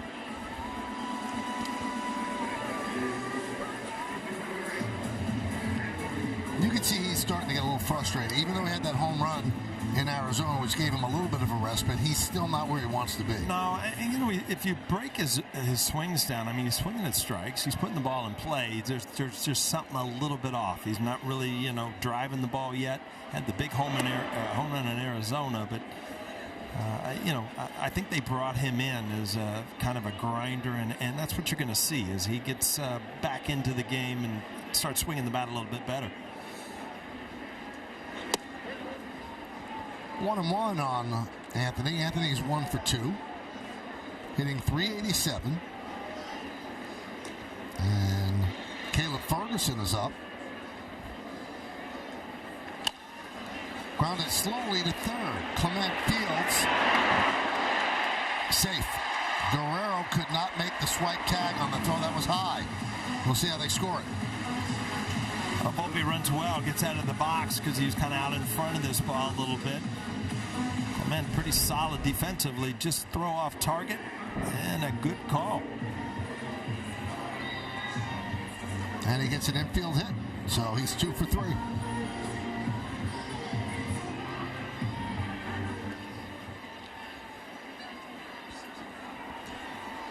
Nick Lentz with a good call at first base.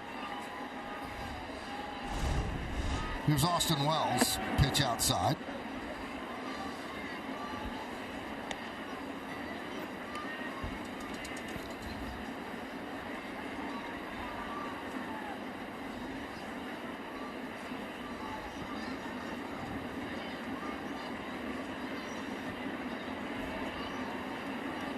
Yankees 5 runs on 5 hits. They've committed 2 errors.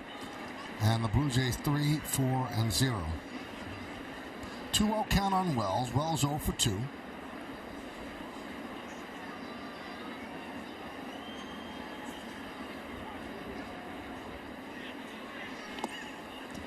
Three and 0.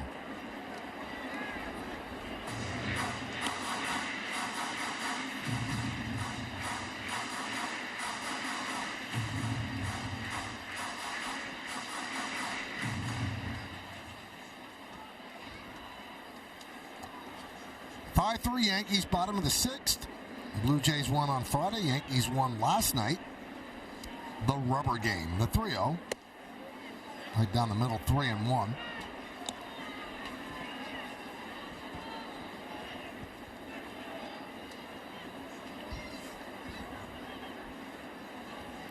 Meza had some year last year, 1.52 ERA. That's the 4th best among American League pitchers with 50 or more innings. His teammate Jordan Romano, who's on the IL right now, calls him the best lefty in the league.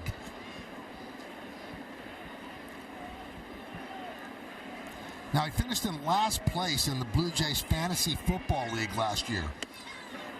So as punishment, he had to be the team's bat boy during a spring training game.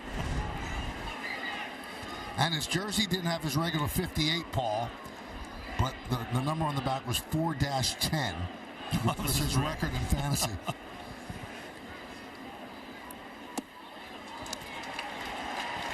And a walk to Wells.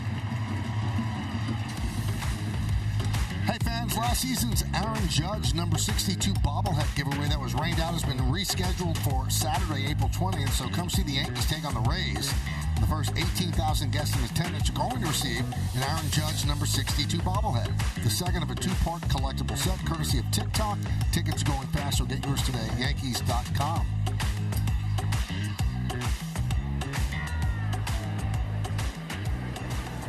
Also, Meza did something that was pretty amazingly difficult. He came in last in a fantasy league where he had Tyreek Hill. That is tough. That's tough to do. Yeah.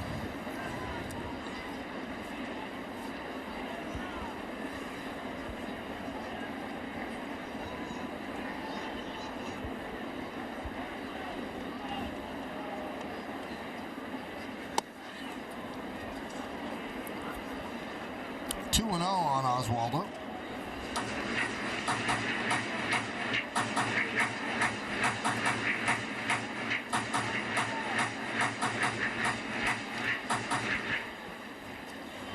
Mays is confused. I don't know if he knows what the count is. If it was called ball or strike, well, it was called a ball.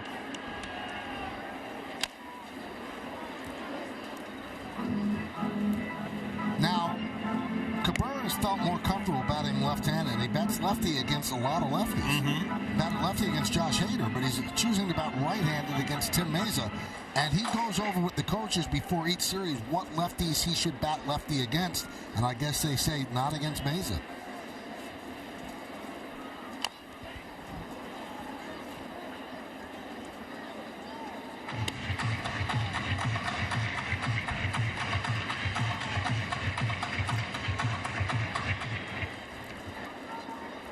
That's got to be tough, though, Paul. I mean, just you kind of like cherry-picking switch hitting.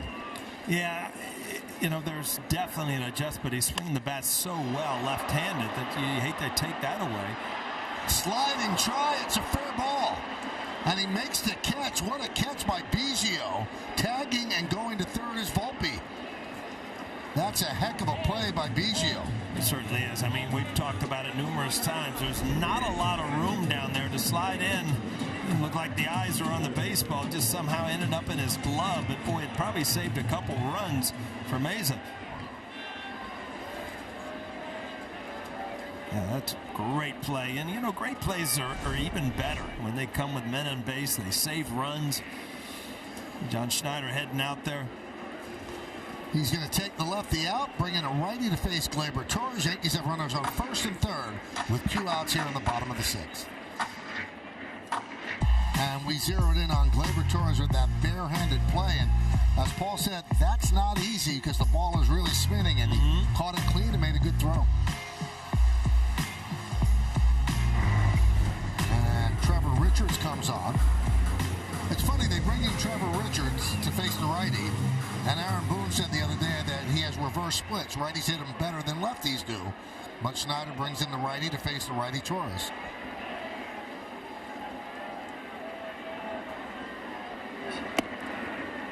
Because in the game on Friday, Boone did not counter with lefty pinch hitters when he had them on the bench, and his reason was he's tougher on lefties than he is on righties. Now, John Schneider knows his player better than anybody. He brought him in to face a righty.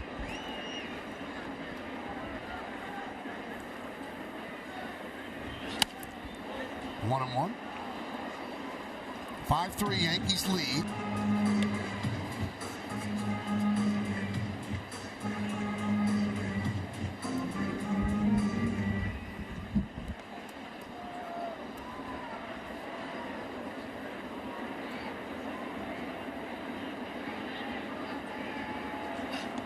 And that one gets away from Cook. Here comes Volpe. He'll score. Yankees, as well as moves to second on the wild pitch. You can see the way that ricocheted, that Volpe didn't have a good read on it. He kind of hesitated halfway whether he was going to go or not. Then Kirk kind of gave him the body language of, I'm going to give you this run. But you watch Volpe, I don't know yet. Well, yeah, now it's an easy one. But these are always just gifts. Big run for the Yankees. 2-1. Oh, it dropped a nice pitch in there. Change up, 2-2.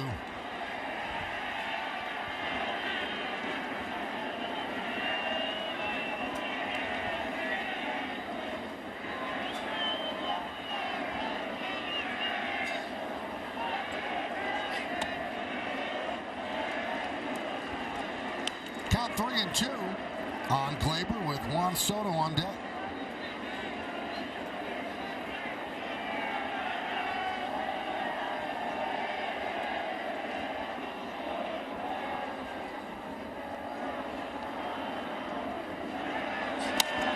Fouled away.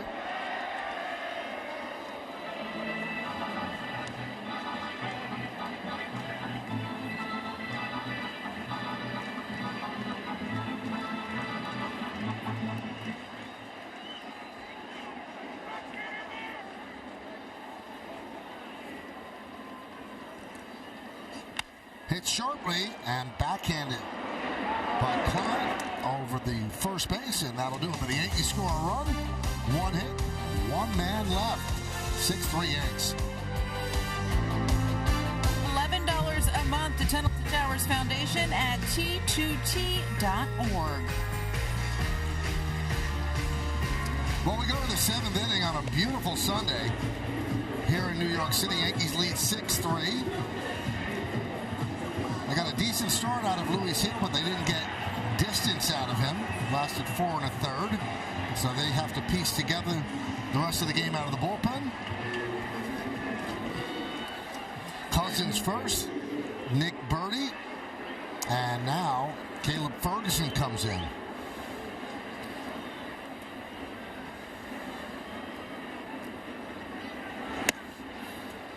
And the pitch is high, so Biggio, Clement, and Varsho.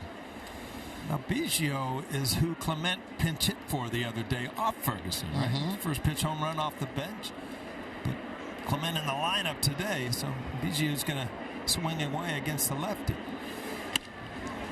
That one is looped into center field and is a base hit. So Biggio picks up a single. And there were ways that Schneider could have gone. He had Justin Turner on the bench if he needed him. That worked out for him. A little jam shot here, and it just seems like outs are hard to come by from the bullpens on both sides. No chance for anybody there.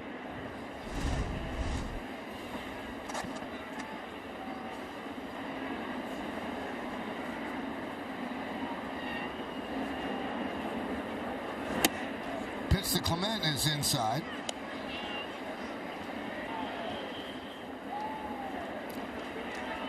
Clement came up 52 plate appearances last year, hit 380. Then he had a good spring training, and he made the team.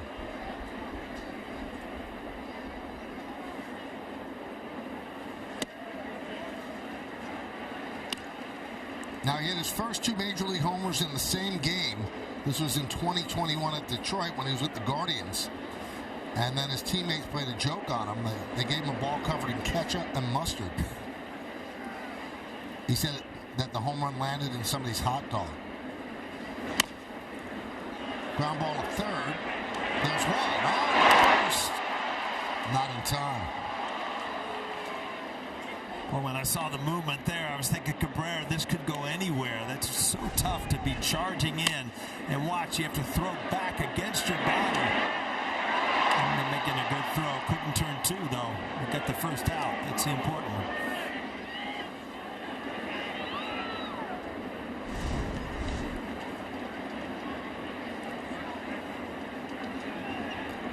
So Davis Schneider now pinch hits for Varsho.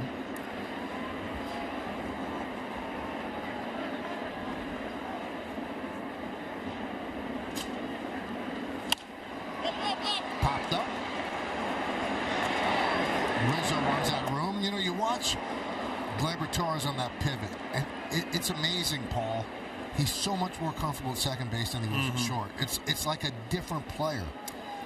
He just lost his short sometimes. Yeah, it was just too many things to change. I mean, shortstop is an unbelievably demanding position, where second base, you just look like it's home to him. And you're right. I think it's helped him all around. Just being comfortable in the position.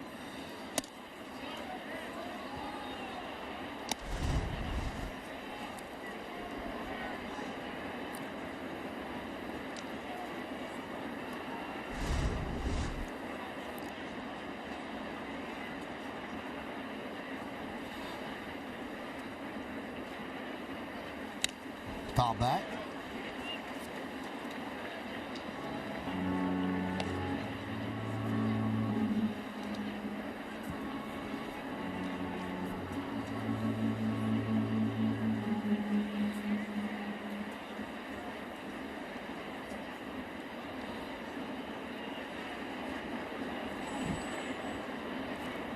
Clement leads off first.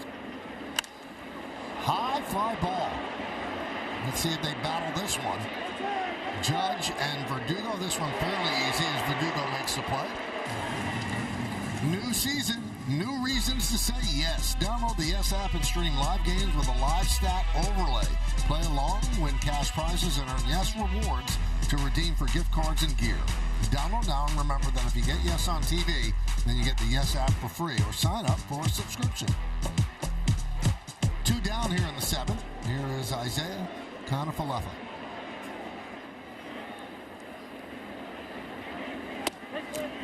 You saw Aaron Judge on that fly ball go all the way over and almost talking to Verdugo, and then afterwards, talking to him on the play, are you having trouble with the sun in the gap, or is it just down the line? And it looked like Verdugo said, I'm good in the gap, but as I go towards the line, it's tough. But, that's what a center fielder needs to know. On the angle of the baseball, could be an easier play either way.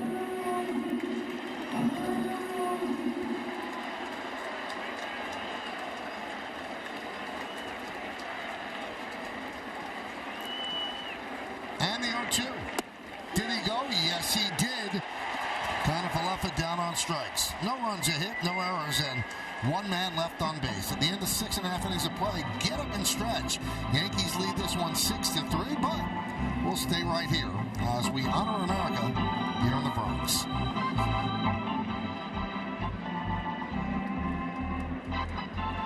Your attention, please, ladies and gentlemen. Will you rise and remove your caps? Today, the New York Yankees are honoring as their veteran of the game, United States Army Sergeant First Class Albert Cutson from Melville, New York, who served in World War II and was awarded the Bronze Star. There he is on our video board. The Yankees say thank you for your sacrifice and service to our nation.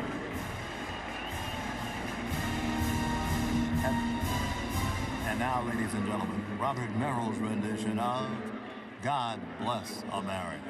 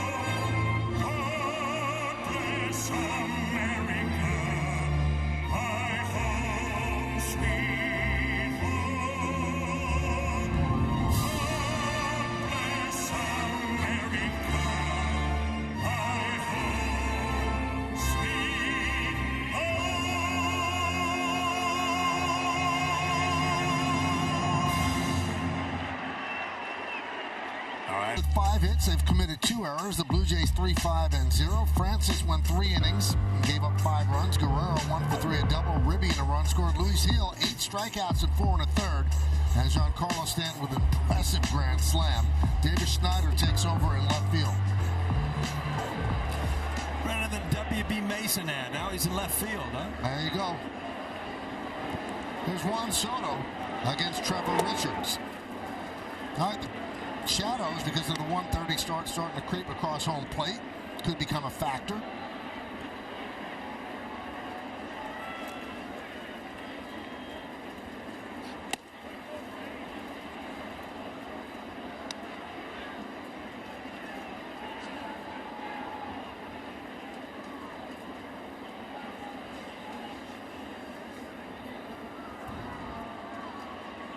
I've always wondered, Paul, if you look at the field from above, you see that flag that flies over the grandstand. It's flapping. Is that in the eye view of a batter? Do you see that? Do you sense it? It's more of just an annoyance because it'll catch your eye. But it will. All of a sudden, once the pitcher goes, you're looking to where he's releasing the ball. So it doesn't come into play yet shadow-wise, but, when you step into the box, you do notice, what's going on here.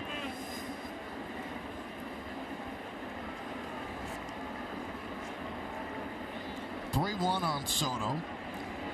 Soto's 1 for 3.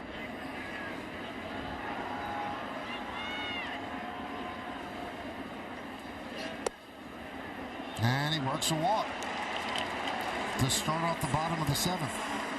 Well, Richards really loves his changeup.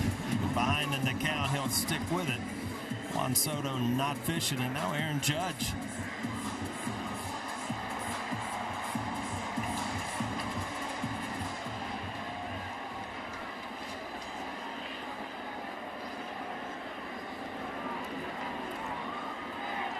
Judge 0 for 2 with a walk and a run scored. 1-0. It's going to be long before pitchers realize, their best opportunity to get Yankee hitters out is just to come after and throw strikes. Because you're seeing guys get in great hitting count because they're not fishing for balls. And pitchers really, if you get down to it, don't want to throw a lot of strikes. They want hitters to go outside the strike zone. Yankee hitters so far this year done a great job. That's why the length of the game is high. I mean, it is what it is. Pitchers have got to learn to get Yankee hitters out. You're going to have to hit the strike zone. 3-0 on Judge.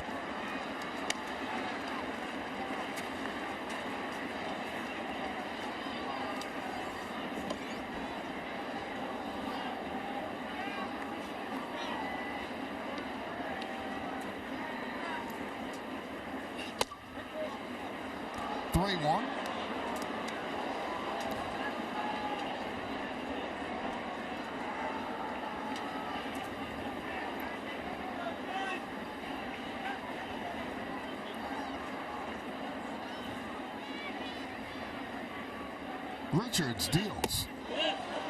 Did he go? Yes, he did. 3-2. I'll take a look at this. I didn't think at first sight he did. It was close. That's Aaron Judge.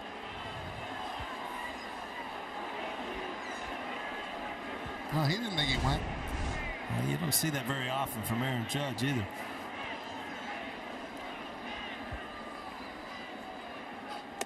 And there's a walk. So 2 straight walks to start the inning for Richards.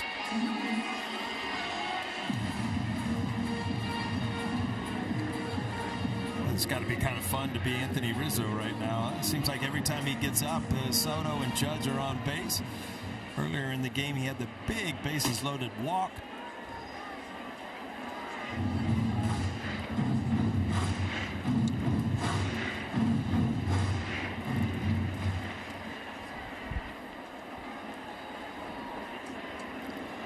Rizzo doesn't have an official at bat. 2 walks and hit by a pitch. And a strike. Lefties against Richards hit 226 in Richards' career, and righties hit 252, and that's what we call the reverse splits. The way it usually happens is somebody with a really good changeup that's effective to lefties, and that's the case for Richards. And that becomes a problem righty to righty throwing the changeup.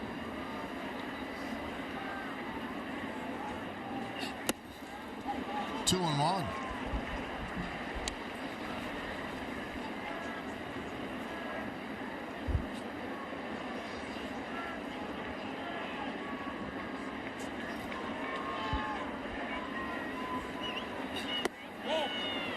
Did he go? No, he did not. 3-1 on Anthony Rizzo. He did not go. Lance Barksdale with a good call, third base up. First and second, nobody out. 3-1 count.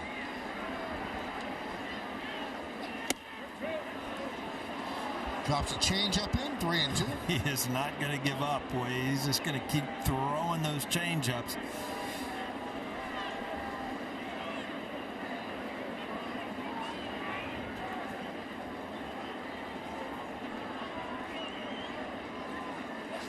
Swing and a miss. He gets Rizzo. One away. Time for the Audi Electric Moment. Experience a fully electric Audi vehicle at your local Tri-State Audi dealer today. This was electric, Paul. Yeah, it's about as good as it gets. Grand slam. Fans on their feet. Michael K. screaming in the background. Can't get any better than that, right? It was electric.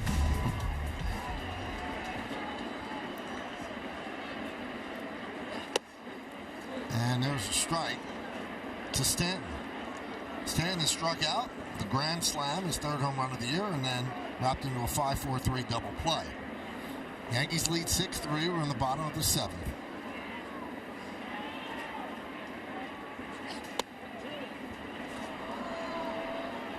And quickly 0-2.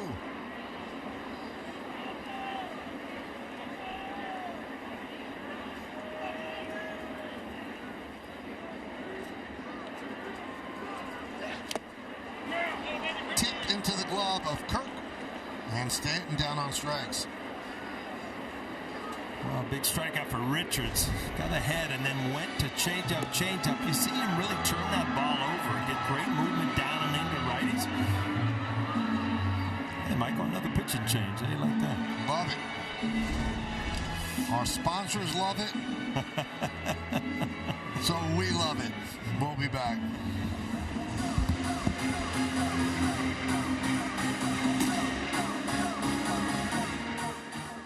Marlins here at the stadium. Coverage begins at 5:30 with the pregame, so note that start time with first pitch scheduled for shortly after 6 on Yes and the Yes app. And remember, if you get Yes on TV, then you get the Yes app for free or sign up for a subscription. Remember, everybody, on your schedule, the game was originally scheduled for 2:05, so take note, the game is now 6:05. Yenesis Cabrera comes off to face Alex Verdugo. 3 games, opponents hitting .364 so far against him. Now the pitching change, Michael, we just did the math here. Last 2 games, 14 pitching changes, okay? But 10 of them have been mid-inning. And that's where, you know, these managers are just trying to figure out any way to get an out to get to, you know, to the next inning. 0-1.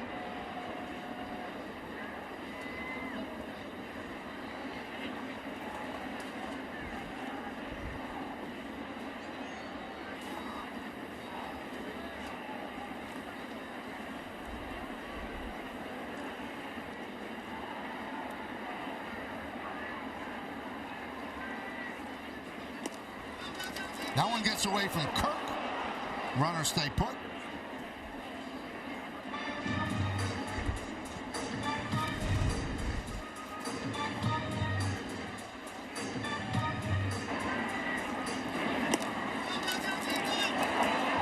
Both Soto and Judge thought about it, but then thought better of it. Verdugo is 0 for 3 tonight.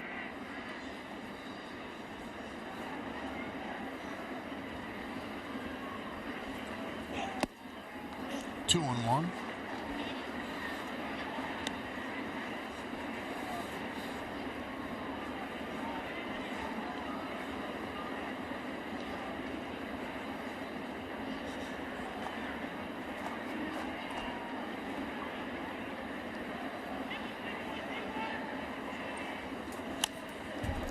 Now back to the screen. 2-2 on Verdugo. Yankees leading this one 6-3.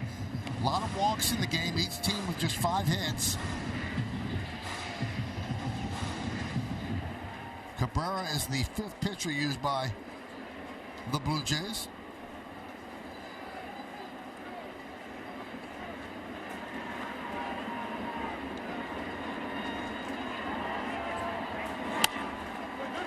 Interesting stat. This is called batting average on balls in play. So there's the luck factor to it. In his career, he hits 311 balls in play. Last year, he hit 294 with the Red Sox balls in play. This year, hitting 125. So maybe luck swings on him. But he has not hit the ball that hard all that much so far this year, except for the home run. That one is hit well into center field, but Kiermaier got a good jump to run it down for the final out. No runs, no hits, no errors, and 2 men left on base. Let's go to the 8th.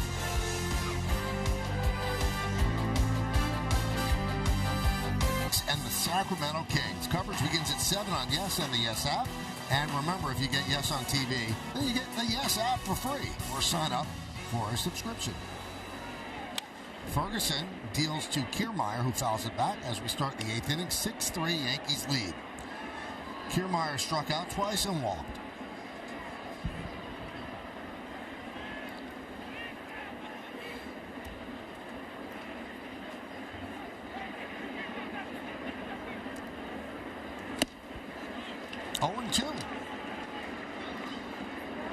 Dennis Santana getting ready.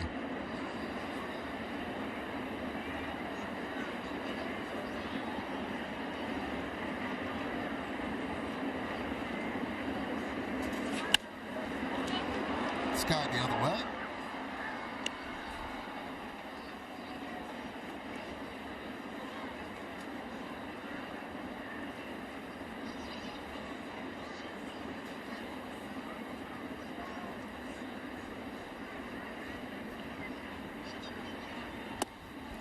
Missed outside, 1-2 on Kiermaier. Kiermaier, Springer, and Guerrero. 9-1-2.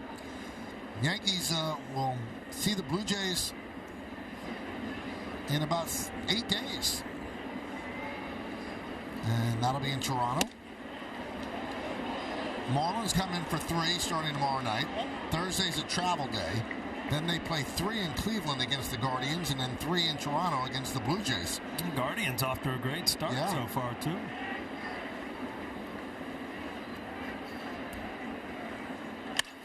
Ground ball up the middle.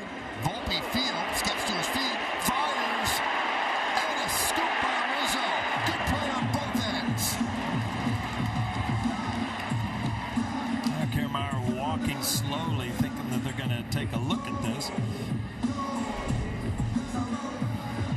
We'll see it before. Good play by Volpe and Rizzo. I think he's out. Now it looks like they are going to challenge.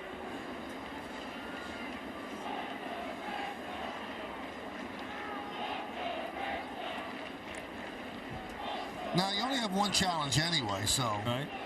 Toronto is challenging out call at first base. Yeah, that ball's in the glove. Sorry.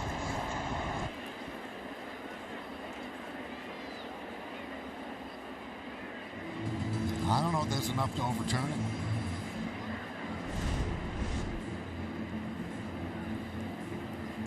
That's Paul's den. Yeah. That was Studio 21 in the basement. Yeah. I just didn't know what monitor to look at.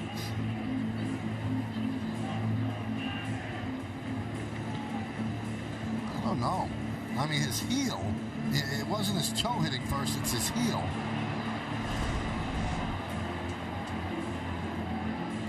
He thinks he's safe. But he's seeing it through a different lens. Yes. Wishful thinking.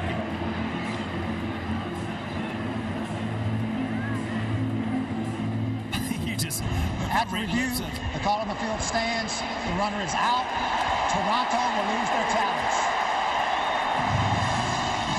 It looked like Kiermaier looked up at the board that went last time and said, I think it was out.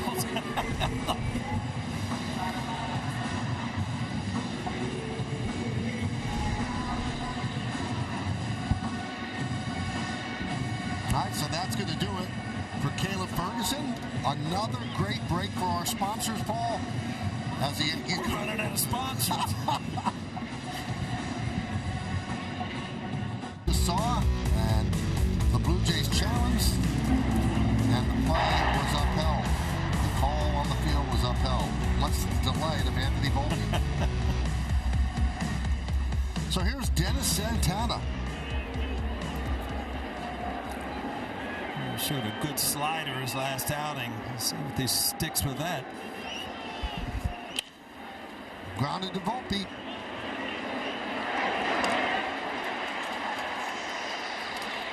Looks like Boone and company are trying to bob and weave their way through this with the bullpen. All hands are on deck out there in the bullpen. Yep. Huh?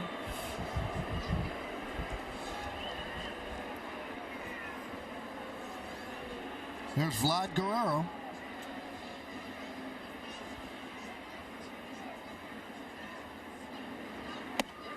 And a strike from Santana.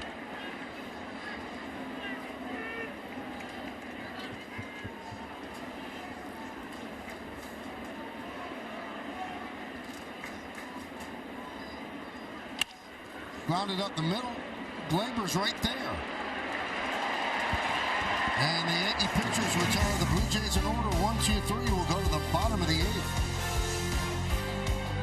The official airline of the New York Yankees, Delta, keep climbing. Dennis Santana gets 2 quick outs in the 8th. Let's see if they have him pitch the 9th.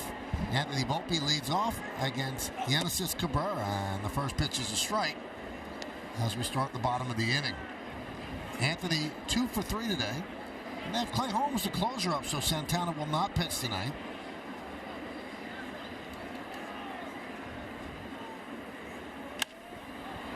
Skied the other way and out of play, but you know, when you watch and you stay with a team an entire baseball season, you realize that all the games are intertwined. So deciding to use Clay Holmes today means you don't have Clay Holmes tomorrow. Right. And then you might not even have him on Tuesday because they don't love using him 3 out of 4 days. So having to use him now is a decision. Okay, we want to nail this down, and we'll worry about tomorrow. And another thing is, all right, so he's going to get hot today because he assumes he's coming into the game. But if the Yankees throw up a run or two, then you keep Santana. You keep Santana in, but he was up getting ready again. So, you know, that has to take its toll also.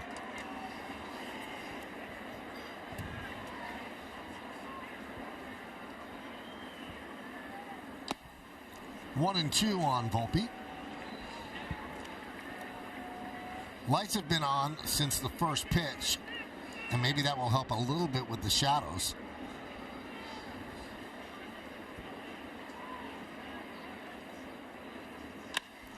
Another base hit for Volpe. He is on fire. 3 hits for Anthony Volpe.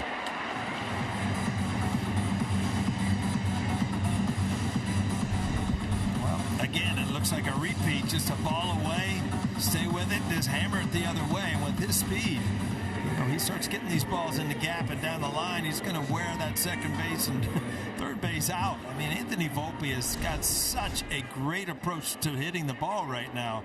Just hope that he can stay with it.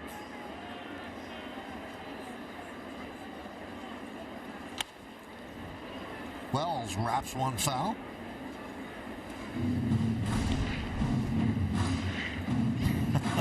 Here's Vladdy, one of the better hitters in the game, thinking, you know, it can't be that easy. I'm struggling, and you're just throwing hits out every time you walk to the plate.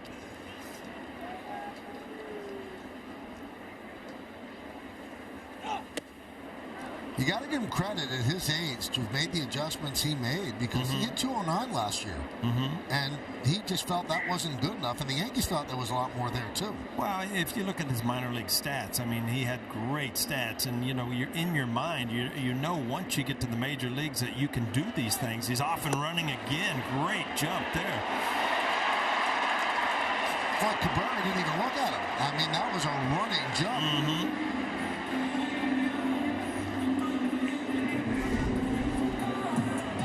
Second bag of the day gives him 3 on the year, but you know what? Again, he can add so much. He's stealing bases, hitting the way he's hitting. Gold Glove shortstop last year. Kind of fun to be Anthony Volpe right now, right? Living his dream. Goes to third. The throw to third. It's dropped. Not handled by Clement. So it still remains in third by Volpe. Wow, what a great time to steal third. He's very good at it. He gets that little hop, but if he gets caught on his front step, he's gone. Can't come up with it at third base, but now Yankees could steal another run, and we talked earlier, maybe Clay Holmes won't have to take them out in the ninth. Infield comes in. Boy, you do worry, though, the way his arm was underneath him on that slide ball. Yeah, both second and third. And again, Cabrera decides to go to the right side against the lefty.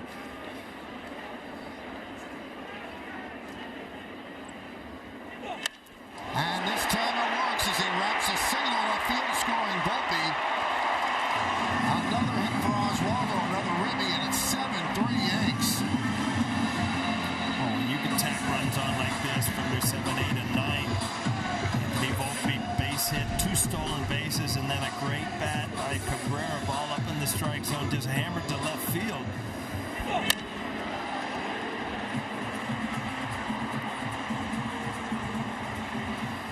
That's a good swing, good extension. I mean, he is just confident going to the plate now. It's really good to see.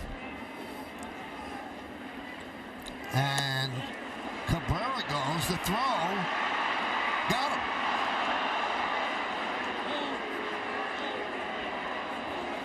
They cut a balk.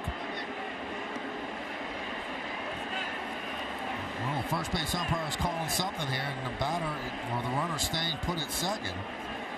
So it's probably a balk.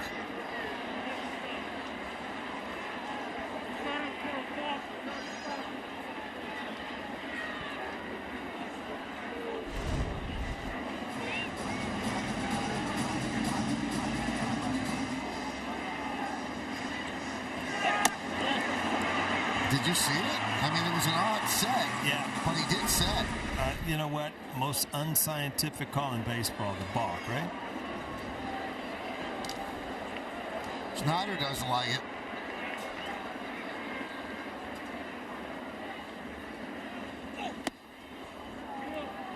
Two 2-0 on Gleyber.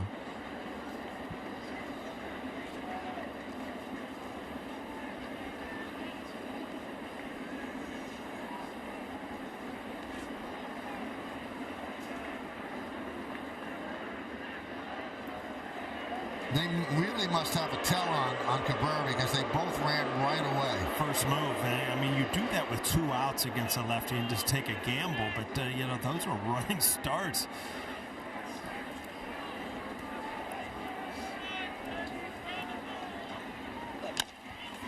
Chop over the middle.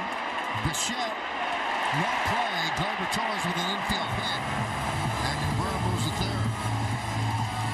Yeah, Bichette, the angle he took and then where he started from, it just, look, you see how far he is over in the hole, and then he kind of rounded it off where Gleyber, if he gets out of the box at all, this is going to be a base hit, which it was.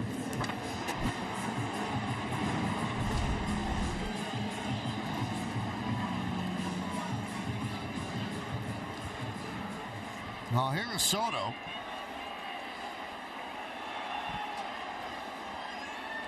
First and third, 1 man out. Soto 1 for 3 with a walk and a run scored.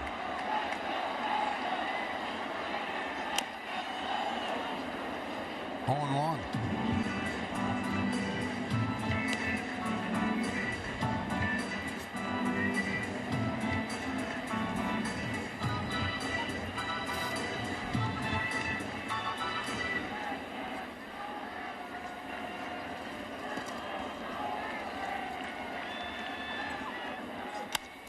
Driven out to left field and deep. Snyder back, still back, reaches up to make the catch.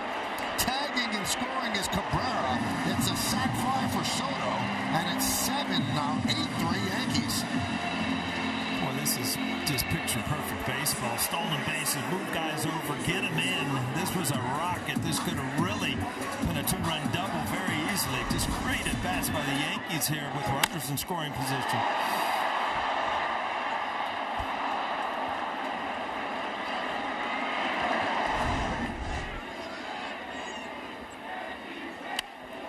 Judge with a fly ball, right side.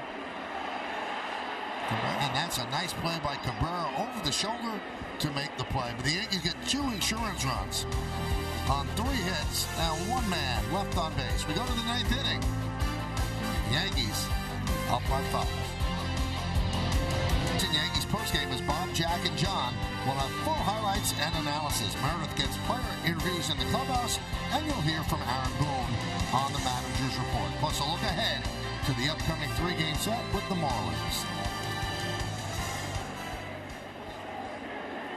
Santana stays in as the Yankees have a 5-run lead. And there's a strike.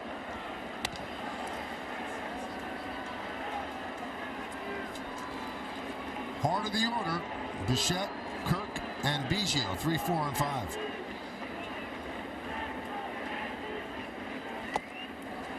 Home 2. I don't think the shadows are taking into effect now. A fastball right down the middle, and then a slider, just kind of a feeble swing. You just don't pick up the baseball. It's very tough right now.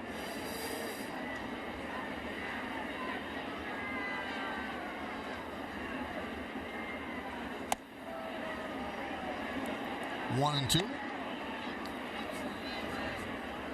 The big blow off the bat of Giancarlo Stanton.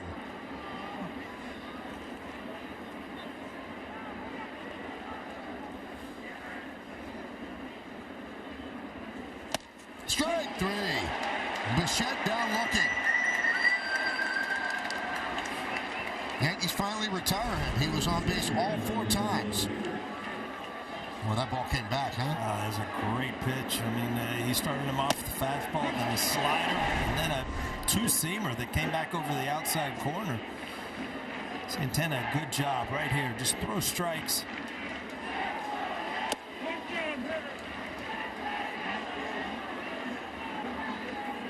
Here we go again. He let him throw the pitch, is what I don't understand. Well, I don't think he gave him a timeout there. Or he was lecturing him that he called too late, but there's nothing on the board. I mean, if he thought he called it too late, then don't give it to him. Well, if he would have thrown a strike, he probably would have given it to him. But then it wasn't, no. Fly ball right field. Soto's there. 1 out away. Hey, check out and follow Yes Network on TikTok for more content.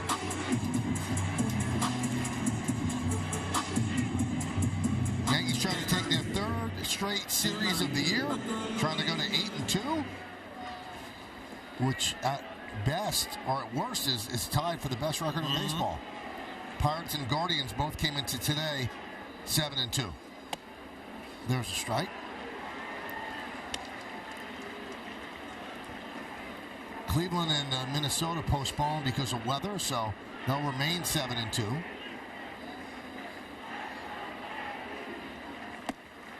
So let's see Pittsburgh. Pittsburgh won again. They beat Baltimore 3-2, so Pittsburgh's 8-2.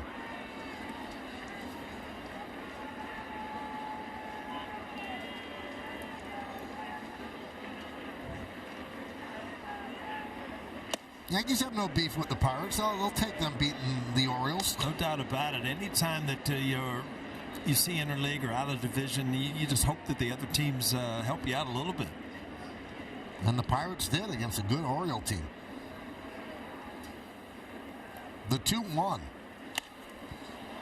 Now 2-2. Crowd of 40,569 here on a Sunday afternoon in the Bronx. And they seem like they've enjoyed themselves so far. 8-3, Yankees leading the Blue Jays. 1 out away, 1 strike away.